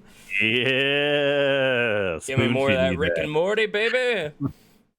I know, Grenade, eat that you up. ended up reading Rick and Morty Go to Hell, right? Something like that. Oh, He's reaching grabbing for it. He's reaching for it. Get in there all deep black. Wow, sir. Like, he's Wow. got it. He's did. got He it did right there. Look at that. Yep, there it is. Rick and Morty Go to Hell. And I think you'll be talking Variant about cover? those next week for your review, because this week, we took our reviews and wanted to talk about Comic-Con because that's the biggest and latest news. But yes, Rick and Morty season 5 sneak peek. Archer, we got to see season 11, and the release date for Archer season 11 is September. I know Archer's another one of those where like the first few seasons were great, but then it just Yeah, I'm kept kind of going mad about downhill. that one too. Any Meh right any here. fans of the Vikings show on History Channel? Yes, Very much. I very see, much. I see yes. Penn very much so. Enthusiastic nodding for those listening on Spotify later. So we got to see their new show coming out on Netflix, or the next series of it, called Valhalla. So it will no longer be released on History Channel, but instead on Netflix, which is pretty cool. So I'm excited to see, more Vikings. I'm a fan of the Assassin's Creed announcement of Valhalla, and then of course a both of them. TV show Valhalla. Give me the Viking stuff. I love it. I love the Norse stuff and the So Nordic stuff. we've got there's a few more announcements here. There was a big Walking Dead panel and a big Star Trek panel. So we'll start with The Walking Dead. We got to see a little bit of season 10 of The Walking Dead, which there's a single episode coming out in October that was supposed to be the season finale. But instead, that will not be the season finale. They're releasing another 6 episodes in 2021 that will be the finale. So we'll see. I haven't watched since they did the whole Negan thing, and they finally showed you who Negan was. That was the last episode I watched. I might have to catch up a little bit. Are Yeah, we? you're not missing much. You're not missing much. I mean, I I'm know not internet's gonna missing jump all over Last Pen Fighter here, like, oh man, it's Walking Dead though, man. I mean, but no, not it. It got so bad. It got so bland. Ugh, it was so good. The show was so good. We got to see a little bit on the new What? season of Fear the No. Walking Dead. Coral.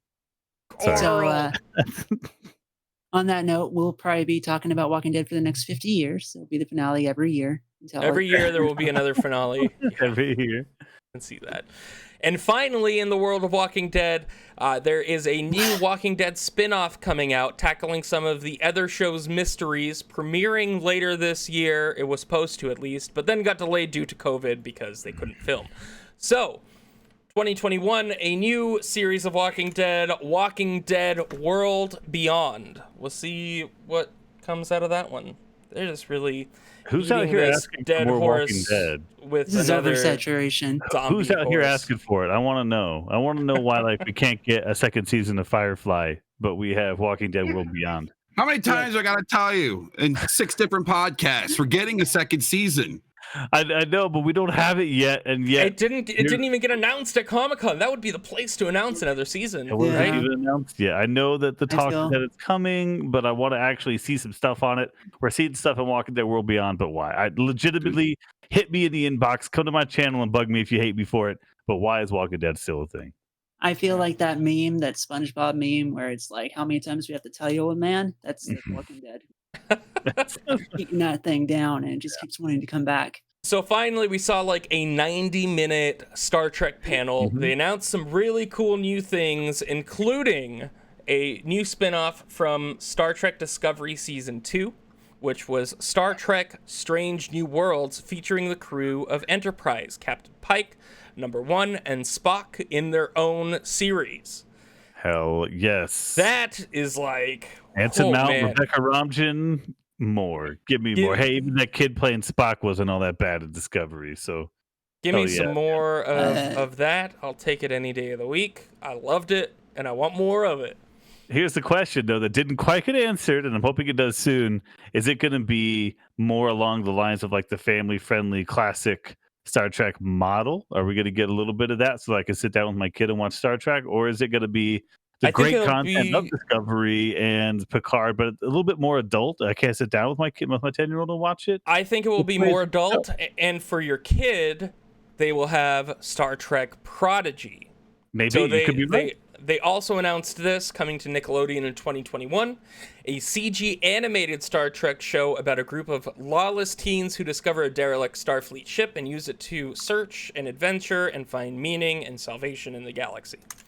So, yes and no. I don't know what that new Strange New Worlds is going to look like, if it will be darker or not. They didn't really but show they're- much of it. They're but- smiling, and the bridge is bright, and the marketing seems to lend itself toward a little bit more of a general audience type of setup. Which would be Now, for the adult audience, though, we did see Star Trek Lower Decks. Lower Decks, we did. Yep. Which looks hilarious. This is an animated Star Trek comedy about the no-names that work below decks. What? Oh, That looks so good. she I wearing a can't red wait. shirt. I She's just wearing need a a red red shirt shirt. every episode dying in that show, and I'll be They happy. probably will. Let's be I mean- honest. It's supposed to be kind of more an adult humor comedy. I mean, it's got Jerry O'Connell in it too. So like, Oh, yeah, like he's Jack Ransom in this, like one of the main guys. So like that, when I saw that he was in the cast, like immediately, like it's gonna be Now, good. not Kinda really good. Star Trek, but I can't wait to see more Orville. Oh, give me more Orville. I'll take Are they that. got gonna non- bring- Star Trek? I know they got signed for a 3rd season. Yeah, I don't know if they got to filming that or not, but it's not really Star Trek, but it kind of is, but it isn't. it wishes. I it was. enjoyed It wants I to be. enjoyed the Orville. It was campy like the old Star Trek was. It's what made It it, so was. fresh and fun. I was just hoping it'd be more like Galaxy Quest, and like obviously an homage to Star Trek, but not trying so fucking hard to recreate every episode of Star Trek. I thought it was fun. It was fresh for me, at least. Very nostalgic. It was recycled Star Trek for me, but And finally, funny. in that Star Trek 90-minute amazing awkwardness, it's both. It's amazing and awkward. We got to see a little bit and confirmed. Not a whole lot of info announced about it, but a Star Trek Picard spinoff for a 7 of 9 standalone series. yeah. Oh boy, give me more 7 of 9. I love Yep, 7 yep. of 9. That whole Rangers storyline and then Romulan neutral zone and all that. So like I'm so glad that they're greenlighting this and they're gonna head into it. So again, very little information. I wish there was more, but I'm gonna be following because 7 Yep. of 9 is one of my favorite fictional characters of all time. And not because of her assets, but because of the amazing stories around Annika and her story, her parents, and their research on the Borg. Just the lore from that, from her There childhood. is so much lore that goes into that. Oh my gosh, what a character! Her just like with Data and the Doctor and these other characters that tried to become human. Like she was already a human that was trying to become a human again, and then to come back to a messed up Starfleet later on, and the way things went in Right. Picard. Oh man, dude, I'm so down. I agree. So that kind of wraps up our Comic-Con section. Anything else you guys want to say about it? About Comic-Con? About any of the announcements? Nope. All right. That kind of wraps up Comic-Con. But Comic-Con originally was about comics, and that is the main topic of tonight's episode. I'm going to leave it to one of you guys to lead us into this, but let's move in to Sherpa up the mountain. Comics through time. You want to do it, Raccoon? I mean, if you don't want to, I'm cool with you doing it, sir. I feel like you have a lot of topics to say too on this, though. I may jump in a few times. Just set it up. Going. Just set it up for us. A conversation here. All right. So what we're doing is comic through times. Difference between the Golden Age, the Silver Age, Bronze Age, Modern Age, Dark Age, and Postmodern Age. We're going to talk about our run-ins with them, and then what our opinions are on what we've done or what we have read, and our interpretation of what the comics have been from when we were younger to older, which is cool. And then we're going to talk about the interpretations of what they actually are, like what they were going for, versus research and stuff like that. With all kinds of stuff, it's going to be we're gonna do some different characters through when they were brought in through different timelines. We're gonna go with symbolism on what they meant when they were coming out and who made them and stuff like that. And we're also gonna do the rating system, but it's gonna be a deep dive into pop culture comics instead of just like a certain comic. I hope I said that right. You got it. You got it, sir. Okay. You set us up beautifully. By definition, and most comic professors, if you want to say that, which there are doctorates, people who do comics, and I found that out doing research this week that people actually do get doctorates in this, which I think I'm going back to college. I want to major in comic books. I'm pretty sure, like, dude, I would love to major in comic books. I would love to fucking restore comic books, go find comic books, all that stuff. That stuff is personally fun to me. But we got the Golden Age from 1938 to 1950. We got the Silver Age from 1956 to 1970. We got the Bronze Age from 1970 to 1985. And we got the Modern Age from 1985 to present. But there is discussion about the Dark Age, which started in 1986 with different comic books, which we'll get into that conversation. And then there's the Postmodern Age, where like I personally, like Raccoon brought it up last night when we were trying to do our precursor and talking. I had never heard of the Postmodern comic age. I mean, I'd heard it like a couple times in my ear, but I've never actually like done any research on it because I've always assumed that we're still in the modern age. But there are a couple of doctors, and like there's a professor too that wrote down what the postmodern age is. And then I found another article on what the postmodern age could possibly be coming after, and that's the Infinite Crisis. And hold on, I got it. New Era comic books. Yeah, I did a lot of research. Oh yeah, same. From then they also call it the Aluminum Age, which is the Aluminum Age. Yeah, postmodern themes in American comics, circa 2001 to 2018. So there's a lot of discussion in there, but let me find the actual one if I can bring it up on what they say the postmodern age started after. It was Infinite Earth, or it was Infinite Crisis, and the Marvels of Infinite Crisis, and I think the other one's the new Civil War that they came out, the second Civil War. The second version of it. Yeah. Crisis, yeah. And then that is our setup. Let me hear what you got. Comics have drastically shifted. Who's throwing around chicken coops? That was my fan getting knocked over by one of my cats. I do apologize. Was it Growl? No, it was Bobby. She was being a little butt. My cats are. Oh, cats.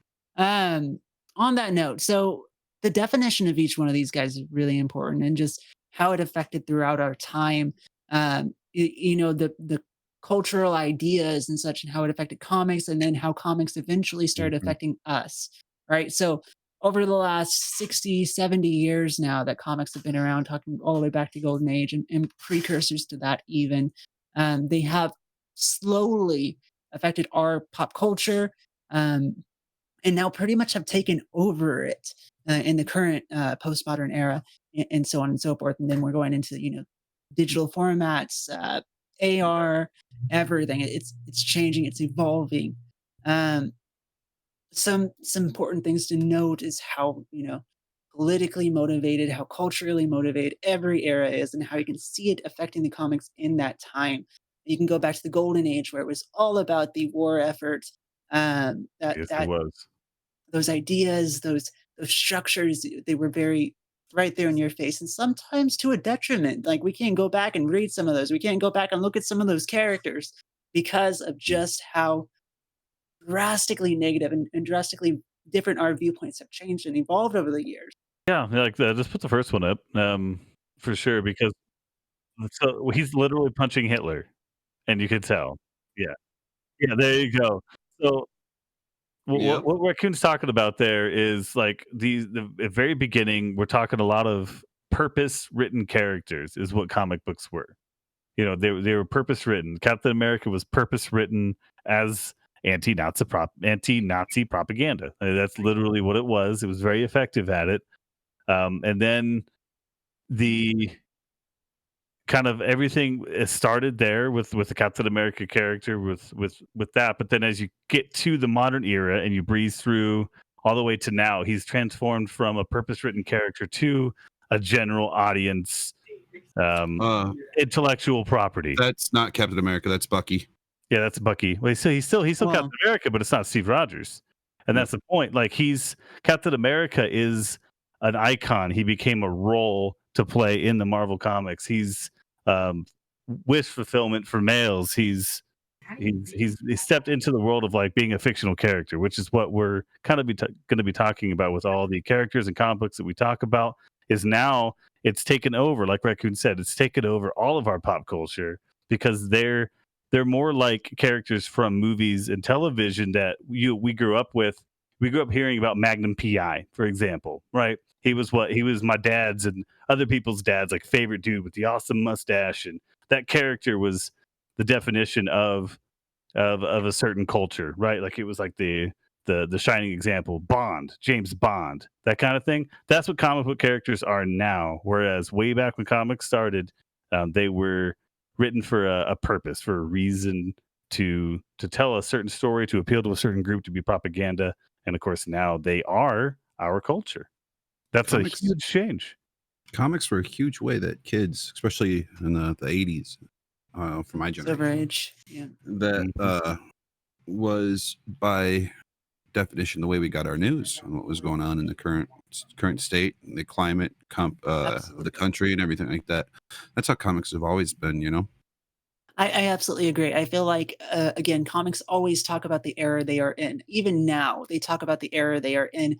They just directly relate back to us because they have to be more pleasing to everybody. They're trying to be more culturally Yeah, appropriate. they're more Where general back, audience, right? yeah, where back 10, 15 years ago, we're talking civil rights and X-Men. We're talking, racism, discrimination. That stuff was big hitting, very important for X-Men during that time. It directly affected all of the comics of that era, and you can't do it quite to the same effect these days without getting some sort of it won't work. Well, It because won't different work. people are reading, the comic books, and now it's everybody, right? Yeah. When I was a kid, I was the dork, I was the nerd, right? Because I'm reading comic books. I had a few friends, yeah, there was a few, but I was even me, and I'm not that old, right? So you go back even further, and it's even more of a phenomenon. Like if you go back and watch older movies, there's a comic book nerd that gets made fun of in Yeah. TV shows and movies and in books and characters and things. But of course, you fast forward to now, and you're uncool if you don't know who Wolverine is. Like you don't know Hugh Jackman's Wolverine, you're a trash human being.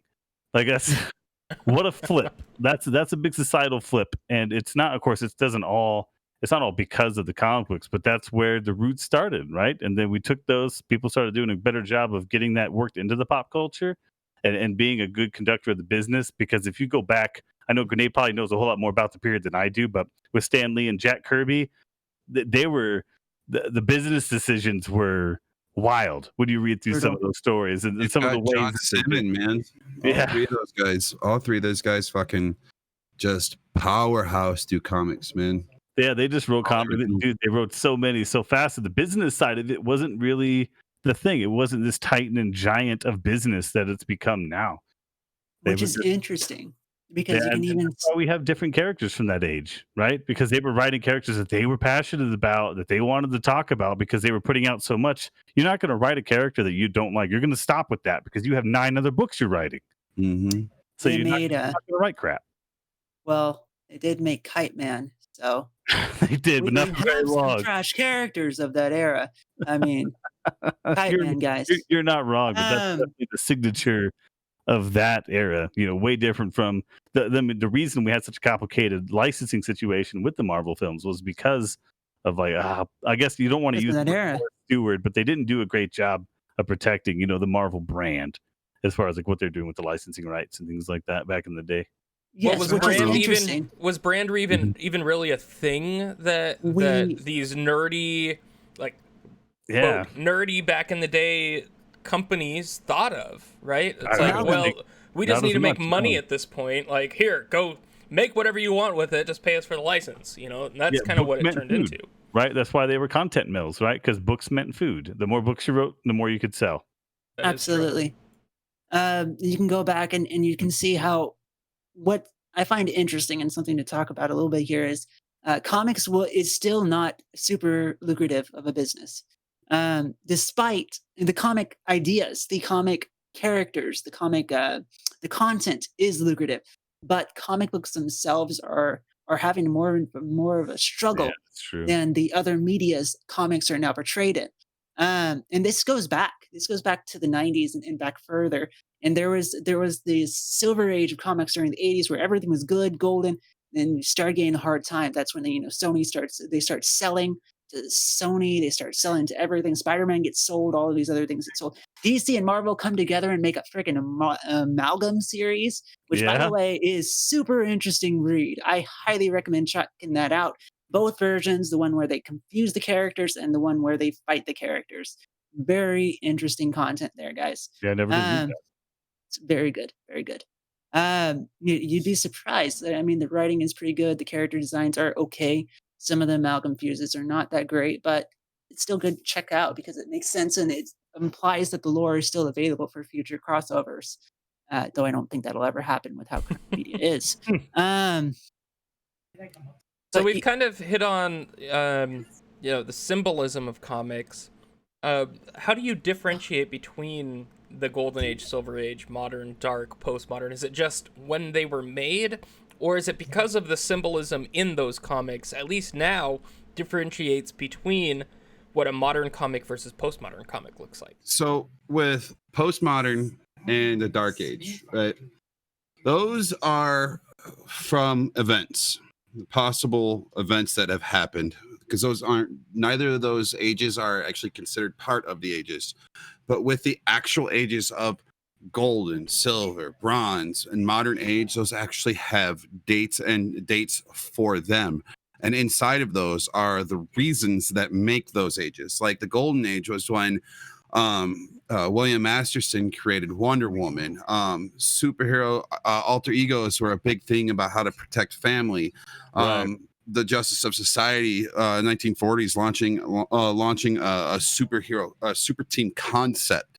The wars at the time and the decline of the wars.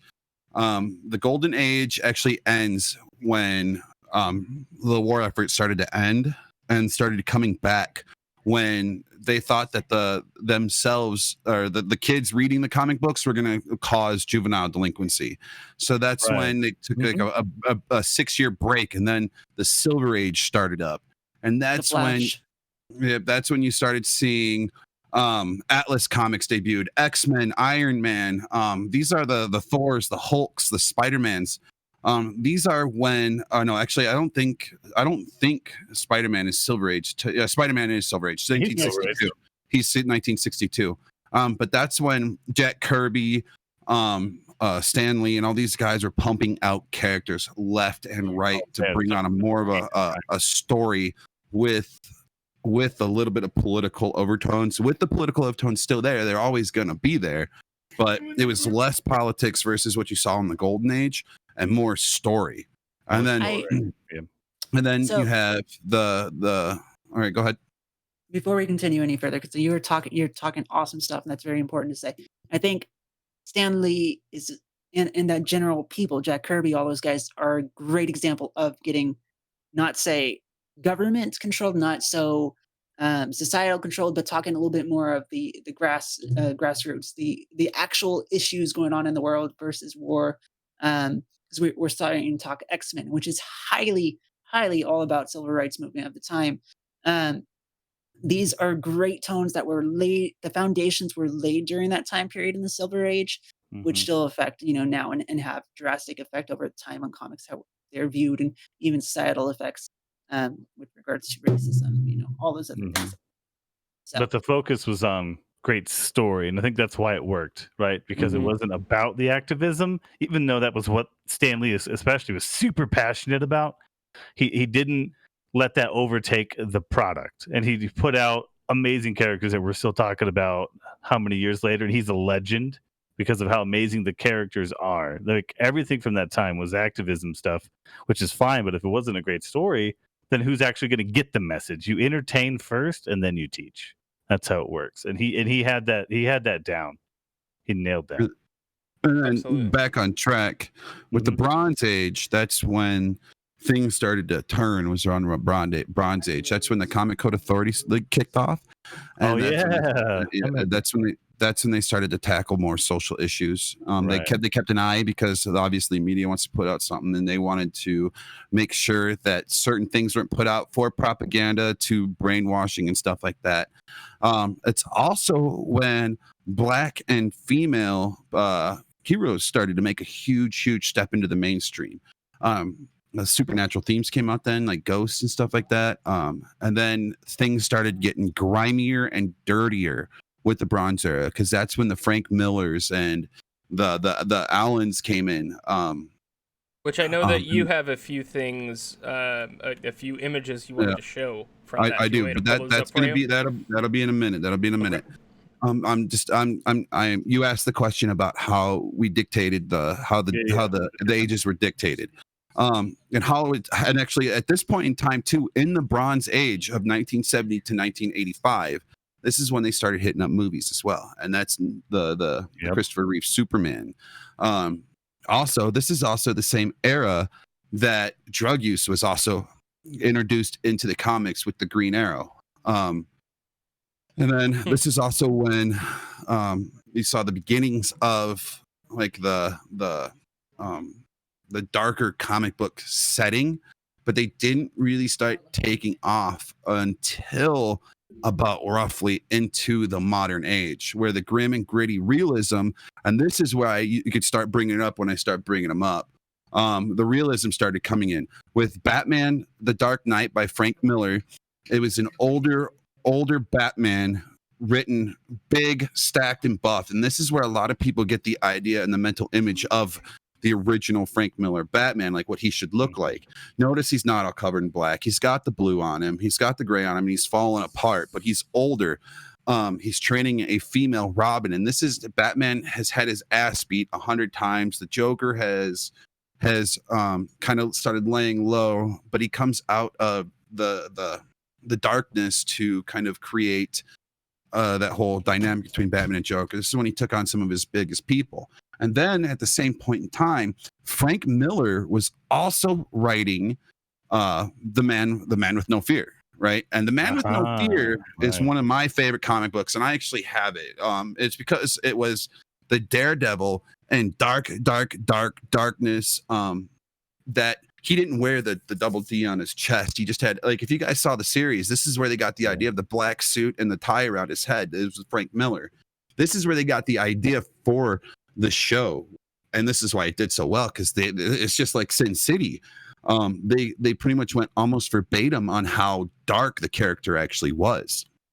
And this is also the same time that the Watchmen also came out. Yeah, Watchmen was the same time. And this is when Alan Moore started deconstructing superheroes. Frank Miller was kind of deconstructing them, but he wasn't deconstructing them in a political or any means. He was just doing it to write a grim, dark version of those characters, where Alan Moore was deconstructing the shit out of heroes, saying what they would be like if they succumbed to human emotions, human flaws, human disdain.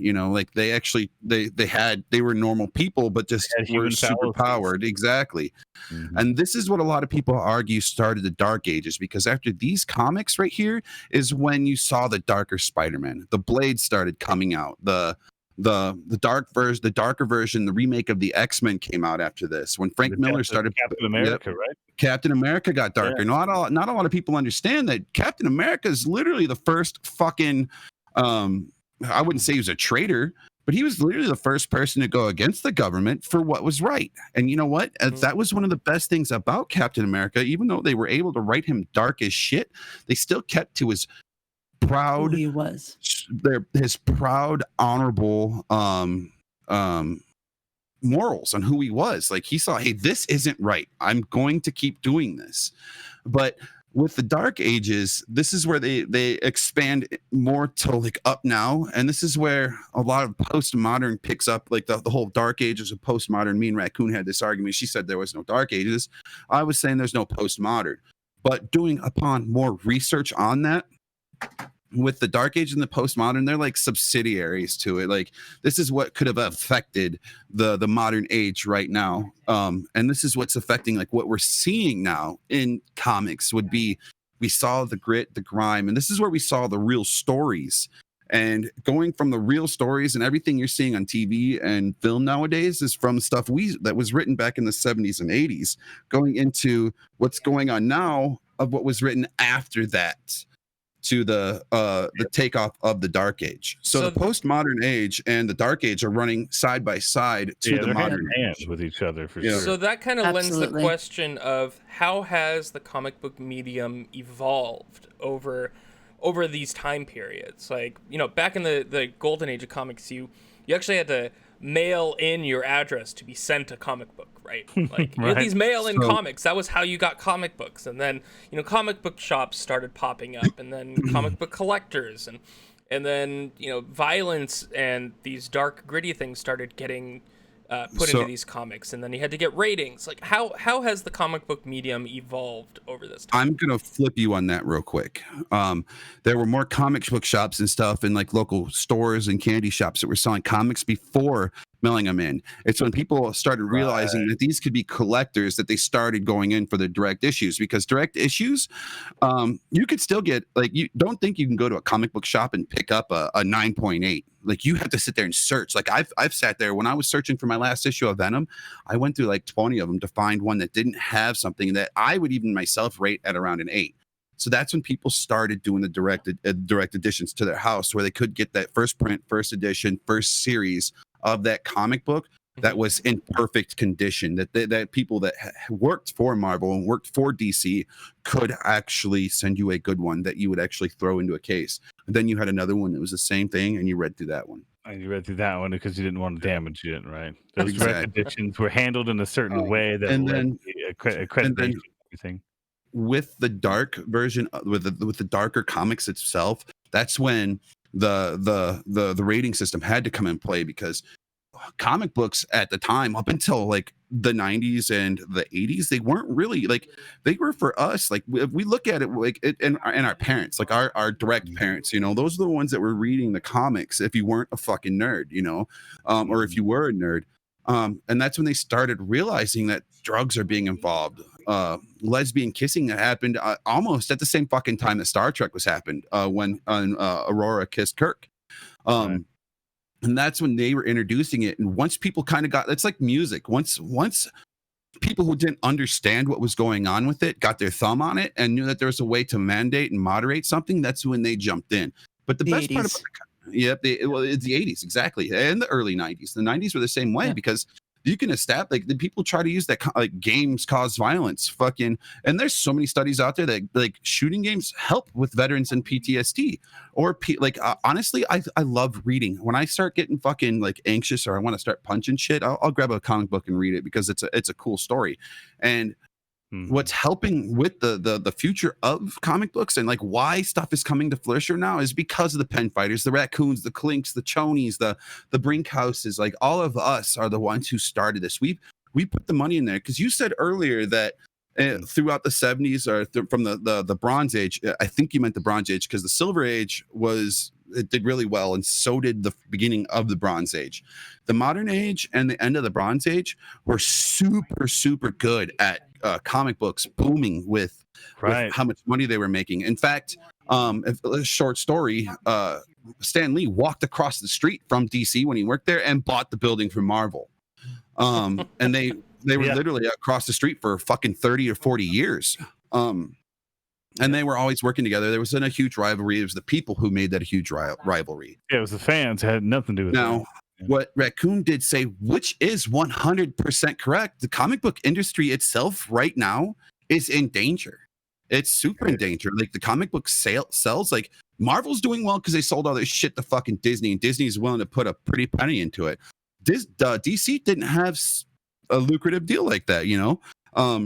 And with their movies, like, they're trying to do the grim and dark thing. And this is when people, to me, when they're talking about how Marvel and DC are, like, one's worse than better, they're both equally as good. You just got to look at it as in DC is gods trying to be human, and Marvel is humans trying to be gods. Which apples and oranges. Exactly. But it's not apples and oranges, though. It's just a different take on what you're reading. They're both fruit. They're both fruit. Okay. They have different flavors. You're 100% correct. But, like, now is the time, like, and the stories are getting so much better now. Like, they're getting so much better than they were. Because back before, like, Superman had such awkward powers. Like, he could throw his fucking chest plate and it would strangle people. Or he could shoot little Superman. Me and Aaron were having a conversation. Oh, yeah. Shoot little Supermans from his fingers. Or I think it was his belt or his fingers. I can't remember. It was his fingers. Yeah. And back in, remember? The 90s. The Bronze Age, Batman had a different fucking suit for whatever he could fit in. If he wanted to go hang out with the gay crowd, and there's a super fucking horrible. He had a pink and fucking rainbow bat suit. Like, these are how people were trying. These are how people were trying to. And to me, it's not like you could. A lot of people go back and look at it and go, "That's fucking horrible. That's racist. That's anything." But at that time, that's how people were looking at it, and that's how the comic books were trying to get us and our parents to look at things in a different light, which to me is a great thing. But again, you got people now that go back and look at it like, that's horrible. Then it was acceptable. Now it's not. You know, it's a cultural reference. It's a looking glass, right? So when you go back and look at those comics from that time frame, you're not going to judge a 1940s Superman comic because he's being racist against Japanese people, which is totally a thing. Really bad. I know. Super bad at that time. And you go back and you go into the 1960s, 1970s, you have racism still being an issue, blacks, other minorities. It's a looking glass. You're looking into all of these other places from an entirely different perspective. And this is them trying to represent their culture at the time as best as they can. Like it's not perfect. From the Avengers back in the day with Warbird and the others, man, like that's a tough character to read nowadays. Not perfect at all, but it's a good reference. Comics reflect our culture, and our culture is now reflecting comics, and it's doing the same thing at the same time. It's creating a really weird dynamic right now. Really, I will say that. I literally. Go ahead. Sorry.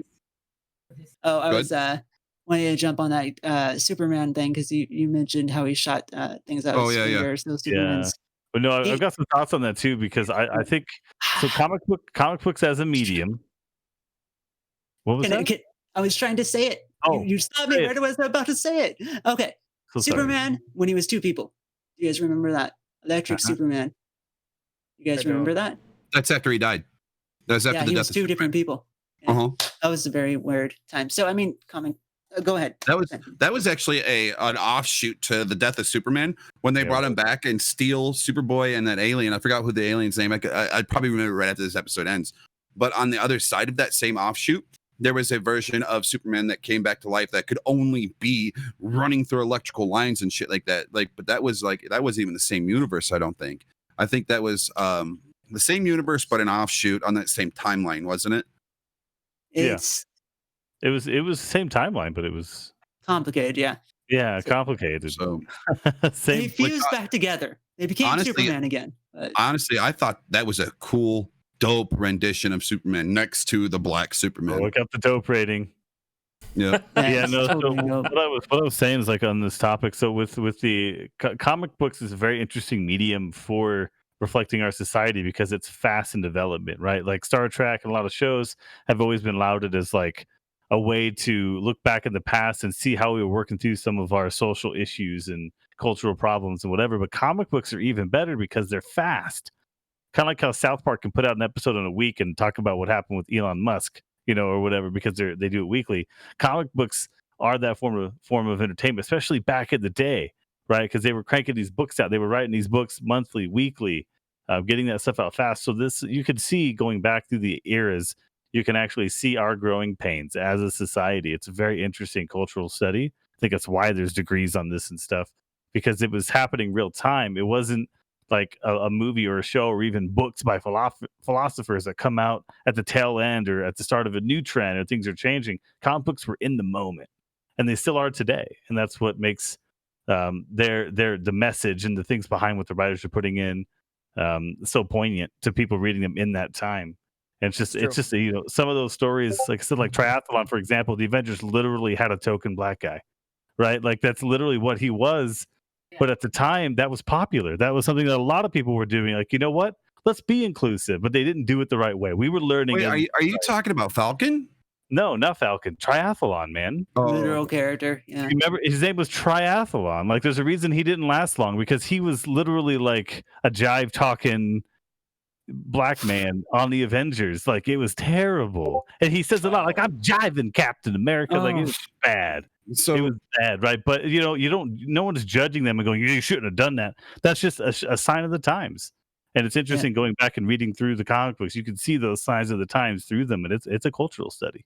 right. Absolutely. You could not like view any of those clear because you go back and look at any one of those characters, just different writers, different authors, artists, things like that. They all represent them and they're with their own unique perspectives and spins. And it's going to stay this way forever. Comic books are always going to be a sign of the times. And as we evolve as people and change and grow, it's interesting and beautiful. You were saying something earlier about how comics are reflecting us and we're reflecting comics now. I agree, but I also disagree at the same time. I think right now is one of the best time in comics because they're not really going off of political or what's going on in our economy. True. They're seeing how good, like, because if you watch the movies versus the comics, they're different, obviously, because it's got to be the Marvel Cinematic Universe, which it's got to fit film. They're building stories on the movies. And now you see in the comics that they're actually building actual stories that aren't based on you're seeing right now, I think the most and best timeline for comics for the simple fact that they are you're seeing what's in the writer's head. It's like reading reading a book now because you're seeing like what the story that they're seeing. You know what I mean? It's not from a something writing that's going standpoint, on. Grenade, what they're doing right now is they're being precious with the canon, like they've never had been, right? Exactly. Like these characters now have set canons and set stories that the people directing these IPs, they're hanging on to it now. And when you're coming in, it used to be like, let's see Frank Miller's take, let's see this guy's take. Now they still want to see that take within a set of rules. Like this is the decided canon now for Cap. This is what Falcon is like. This is Wanda Maximoff, right? And now you stick to those. So you're right. It's just like Jack Ryan from Tom Clancy's books. Right. Our comic book characters are now Disagree. set in stone canon characters, and that's just how they're being written right now. Yep. Like it's like with the House of M and the X-Men. At that point in time, there was only 3 alpha level mutants, and that was Gambit, Yeah. Iceman, and fucking Magneto. But Magneto still needed to push over the edge. But here comes Wanda. Wanda is this on the verge cusp character who doesn't know if she's good or bad. And she kind of just loses her shit and gets upset that her dad's being a dick and all these other people are being a dick. She says, no more mutants. At that point in time, nobody knew she was like, she literally says, no more mutants. And all the mutants are wiped off the planet, besides like 4 of them, which was also a nod at them trying to write out to get Wolverine and a couple characters into the Marvel universe that was at that time owned by Fox. Same thing with the Fantastic Four, but it didn't work because everybody notified or noticed Wolverine as a mutant. There was even a comic book series where Patch, he had the patch, fucking Fury? Fury cut off Wolverine's head and threw him into space.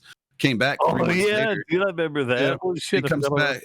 Yeah, it comes back and puts it on Wolverine's body, and he's like, his power isn't healing. His actual ability is survivability, not healing. Which that was how they were trying to write out of it.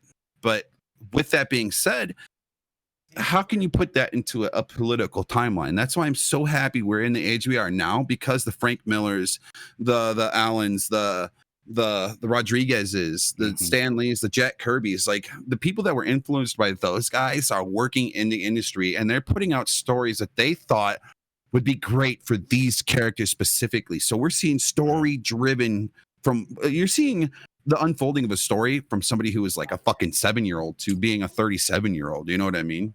So they've had time to work on these. Real quick hot take on this. I disagree entirely that it's terrible, bad for the industry. You think it's bad? Comic books should stay politically motivated, culturally motivated, should be a sign of the times. Moving into just basic stories and such will not last. These are the type of things people forget. You look back in time, we go back to the 1940s. We remember the Captain America is where he's fighting Hitler. We don't remember the Captain America where he's fighting some nobody who just happens to be some superhero villain. And because they were there, they were always there.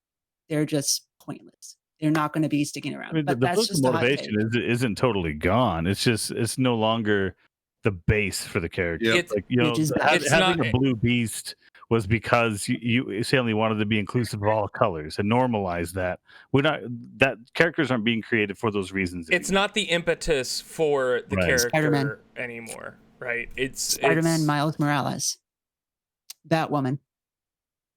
Those are are brand new characters. But they are characters that evolved because of our times now. Sure. The last 15 years, 10 years. Yeah. If you think Miles Morales and Spider-Man are fucking big steps in a comic book direction because of politics and stuff, like, you're absolutely wrong.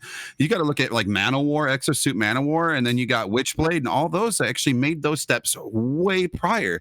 Then the only reason why they did this with Miles Morales is because they wanted a different Spider-Man. I was getting tired of the blonde-haired, super nerdy white guy. Like, they needed to bring somebody with they needed to bring in somebody who had a bit of a conflict, and that's where it came in the modern ages. That character had that character had some inner conflict. That's why they rewrote Superman, because he was getting to the point where he had no conflict. Like, the only problem Superman had during the day was what to put on his fucking toast. You know, like, there's nothing could stop him. Now with Batgirl, Batgirl isn't Batwoman. Batwoman was a step in a direction for that whole politic part, right? But when the writer wrote Batwoman, it's also Bruce Wayne's cousin, and the whole lesbian thing was new to the whole genre. But I think when he wrote that is because he was in a relationship, or she was a lesbian or something like that. But that, like, at that point in time, yes, it was like seeing Aurora kiss Shatner. But at the same point in time, anybody who was there for the story itself didn't fucking care that she was a lesbian. They're like, yeah, exactly. It's just a different lesbian. time. You know, nowadays is like that right there is being so pushed that if you don't say something about how this person has a sexual affiliation, then you're wrong. Now, back then, people would sit there and flip through it and be like, oh, hey, she's a lesbian, but she's still kicking ass. You know, it's like Amber Rose played Batwoman. She got shit because she wasn't gay enough. Yeah. You know, like, why? At that point in time, why? Ruby Rose is a good actor, and she felt good into that part. The only reason why that show didn't survive, and I took someone's advice to watch it. Yeah, dude, they got Ruby Rose quit, and they're going with another person. They're going with a new person. Yeah, that's not because never. And the writing in that show is bad, but the character is good. So at the same point in time, why do we need to have the politics when there's a deep dive, in-depth story? That's like Tolkien's Lord of the Rings. I mean, that's like the Jack Reacher. Motivated. That's like, fuck. There's so many more stories. Like you got Dune. Like you could say is politically motivated. You could say that, but what people drew, like Dune, like what they liked about it was the story, was the spice, was the family. I mean, yeah, there's political motivations to it, but that's what kept the story going, was the deep dive into the characters. Because at that time, that's where you got most in depth on, was that right there was a 6-part 300 issue run of comics, was because that family, like you knew everything about it if you read the books. Like they were into the characters, and instead of just going politics, like just glazing it over, they were like, hey, here's the prince, this is why he's doing what he's doing, here's the dad, this is why he did it, this is why the slow blade always penetrates first. Like gave you a reason to keep reading it. Well, it's very interesting to see where comics have come from, where they're at now, and how they've evolved over the years. I think this has been a really cool, in-depth conversation into that in the short amount of time that we're able to cover. I love Grenade's knowledge base, by the way. Shout out to our own Hand Grenade 37 for being like a comic book lore master. And I'm very excited that in a few weeks, Grenade, amazing. You'll be able to have your own comic book show here on the Tetrad channel. Yep. So with we'll be able to dive more into that. Hold on. Any final thoughts on this subject? Raccoon, Pen, Grenade. Yeah, I mean, the final comment I would have, again, got to look at it from the writing perspective. That's how I see my world. It's my lens, right? From the writing perspective, I feel like right now we're heading into untested waters with comic books as far as how they're being precious with canon. They're focusing more on those characters, it being more of a reflection of our current society and less of a I'm trying to be an activist. I know there's definite situations where that's still happening with the activism, but they're definitely being more precious with the canon of these characters. And I'm interested to see when we actually start, instead of looking at remaking them constantly, what are we going to do to push the envelope? What are we going to do with these characters? Right. So I'm very interested to see where we're going, because these the Empire stories that are coming out, I'm interested to see. There's so many good examples right now that's happening now where comic book writing has changed and it's become more like traditional book writing, more like movie writing than it was ever before. Probably because those people that wrote books and movies are doing comic books now. So, that would be my final thought on that. I'm interested to see where this is all going. Raccoon, any last thoughts? Oh, yeah. As comics get more mainstream, we're losing something precious about them. You're going to find more and more people turn to indie comics for their content. It's going to evolve and it's going to change the platform. Mainstream comics are a bad thing. That is happening. Lose something natural in the comic book universe because of this, and it's not a pretty thought. It's not a pretty sight. We're going to get reboots of this again in about 10 years because of. Who knows? We're going to lose all of our characters. But you are right, though. The indie comic scene is huge. There's just as much or more indie comics at every local comic book shop here in Denver that I've been to as there are the mainstream stuff. I mean, back issues, different story, but as far as live new stuff that's on the racks, it's equal. It's equal now. The indies to the large stuff. Any final thoughts, Grenade? Yeah. I'm gonna touch on both those because I agree and disagree with both of them. Pen's right. I'm looking at stuff as the writer, how we get to deep dive characters now instead of just doing one shots in comics, Now the reason I don't think that the big three or the big two are going to ever knock off. I mean, I feel like DC might take a step down on a threshold, but Marvel is never going to knock off because Disney. Now with the Image and the Dark Horses and Dark Horse, those are all comic book companies that were owned by prior Marvel people. Like Jim Shooter started Image, and Jim Shooter's one of the best. Harbinger is one of the best fucking comic books I've ever read. But he's also done work on Green Arrow. He's also done work on Flash. He's also done work on Batman. The guy that was writing for McFarlane for a while, and Spawn. He is over at Image now, and he's running shit. And his rendition of Spawn was rad. It's not McFarlane Spawn, but it was rad. The one with the mouth, if anybody's wondering. Those guys aren't indie anymore, though. Yeah, no, they're going up. And see, here's the thing about indie comic book companies, man. They're so fucking rad because you get to see like I said earlier, you get to see people like their stories, like their stories from when they're kids that are influenced, growing up. And with comics, the worst part about comics right now is the fact that everything's going digital. You're never ever gonna fucking have the feeling of analog in your hands anymore. We can just flip open a comic book. I fucking we went to the comic book shop the other day, me, Tony, and Aaron. I saw Tony grabbing a book off the shelf, right? And he was sitting there peeling it open so slightly so that way he wouldn't fucking bend the cover. Like, you don't have that care for digital. You just grab it, look at it, and you're like, oh, fuck it, whatever, it's done. Like, that's the part that's going downhill, is the physical versions of the comics. And that's the part that's scary, because that's the part that if those go downhill, that's when the comic book industry will go downhill. Yep, good final thoughts there, guys. Well, we're gonna move into the Q&A section. Thank you all so much for hanging out with us. And I'm sure that there's some questions about what we talked about. If you have any personal questions for us, anything like that, please feel free to ask it in channel, and we'll do our best to answer that. While we're waiting for your questions, we're gonna go over the upcoming stuff we have on Tetrad this week. On Wednesday, we've got Community Spotlight Wednesday with Pen Fighter. Make sure you join us for that. It's going to be a lot of fun. Thursday, Tetrad Thursdays, we're going to all get together, the four of us, and play a game together. Have a good time doing that. I always enjoy Tetrad Thursday. What are we doing this week? We doing a new game? Are we going back to an old game? Oh, a classic? What are we doing? I would like to do some Modern Warfare with you guys.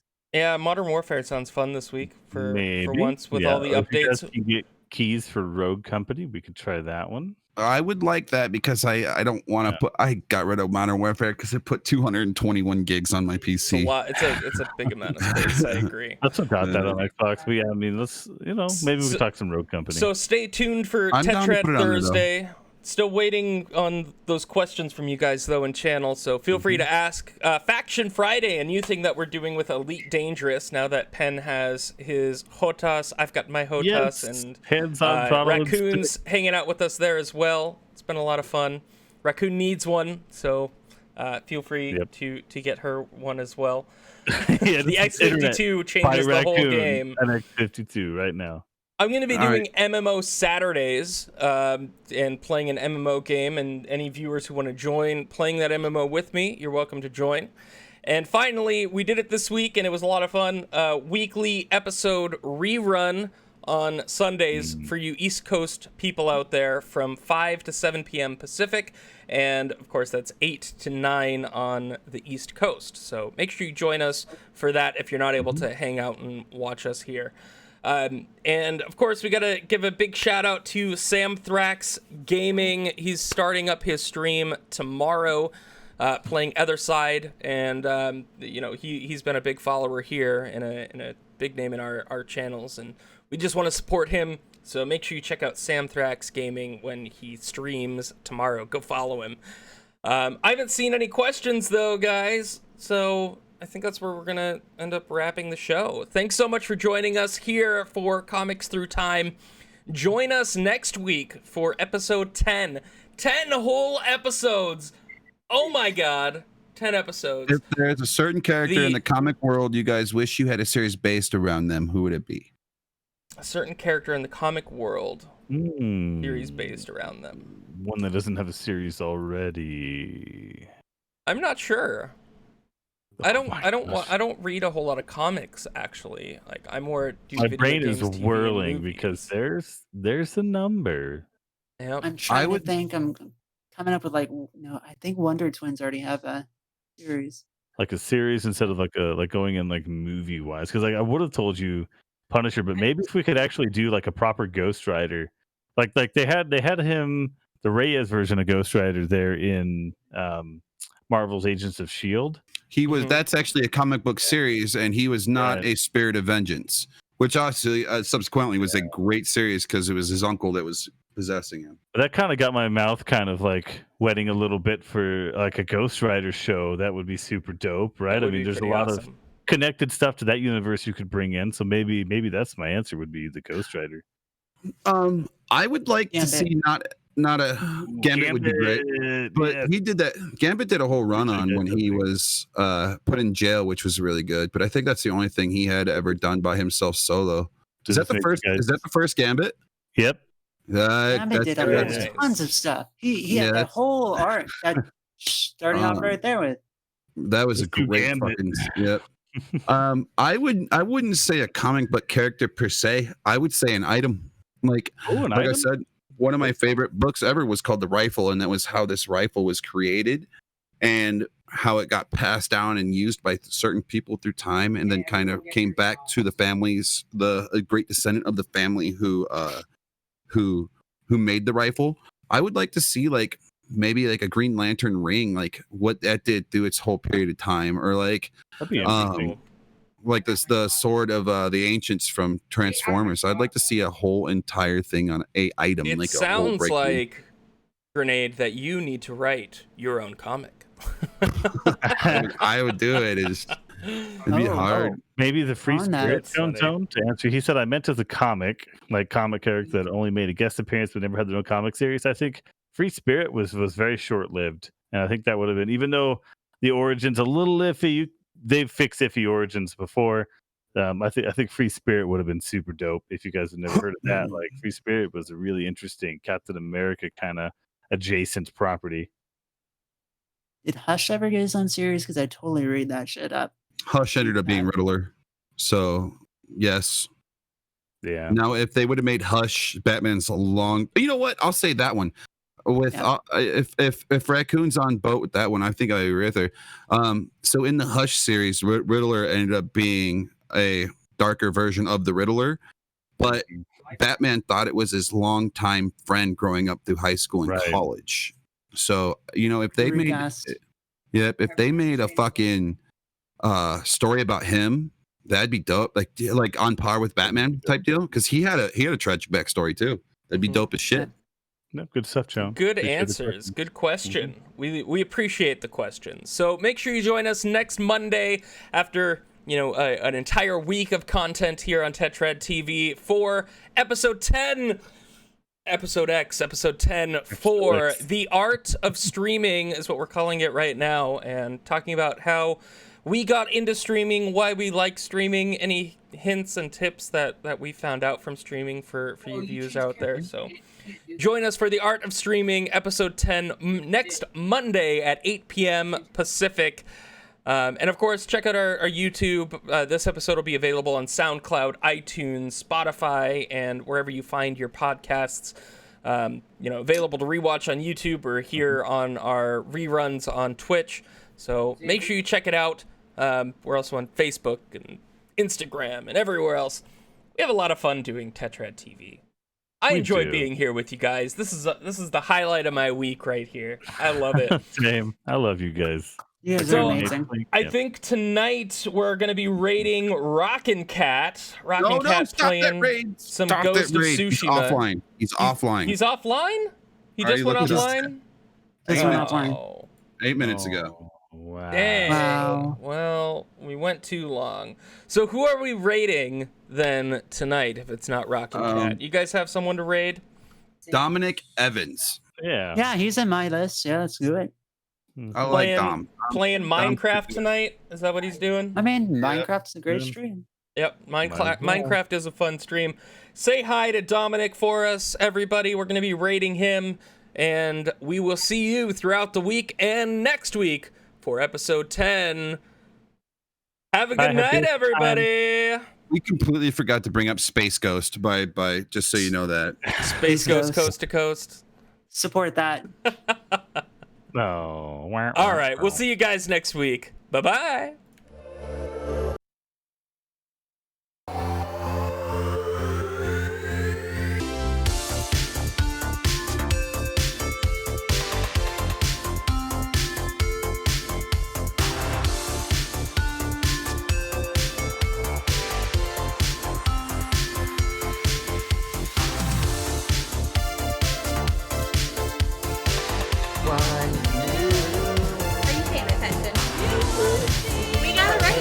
Raiders. And the time is after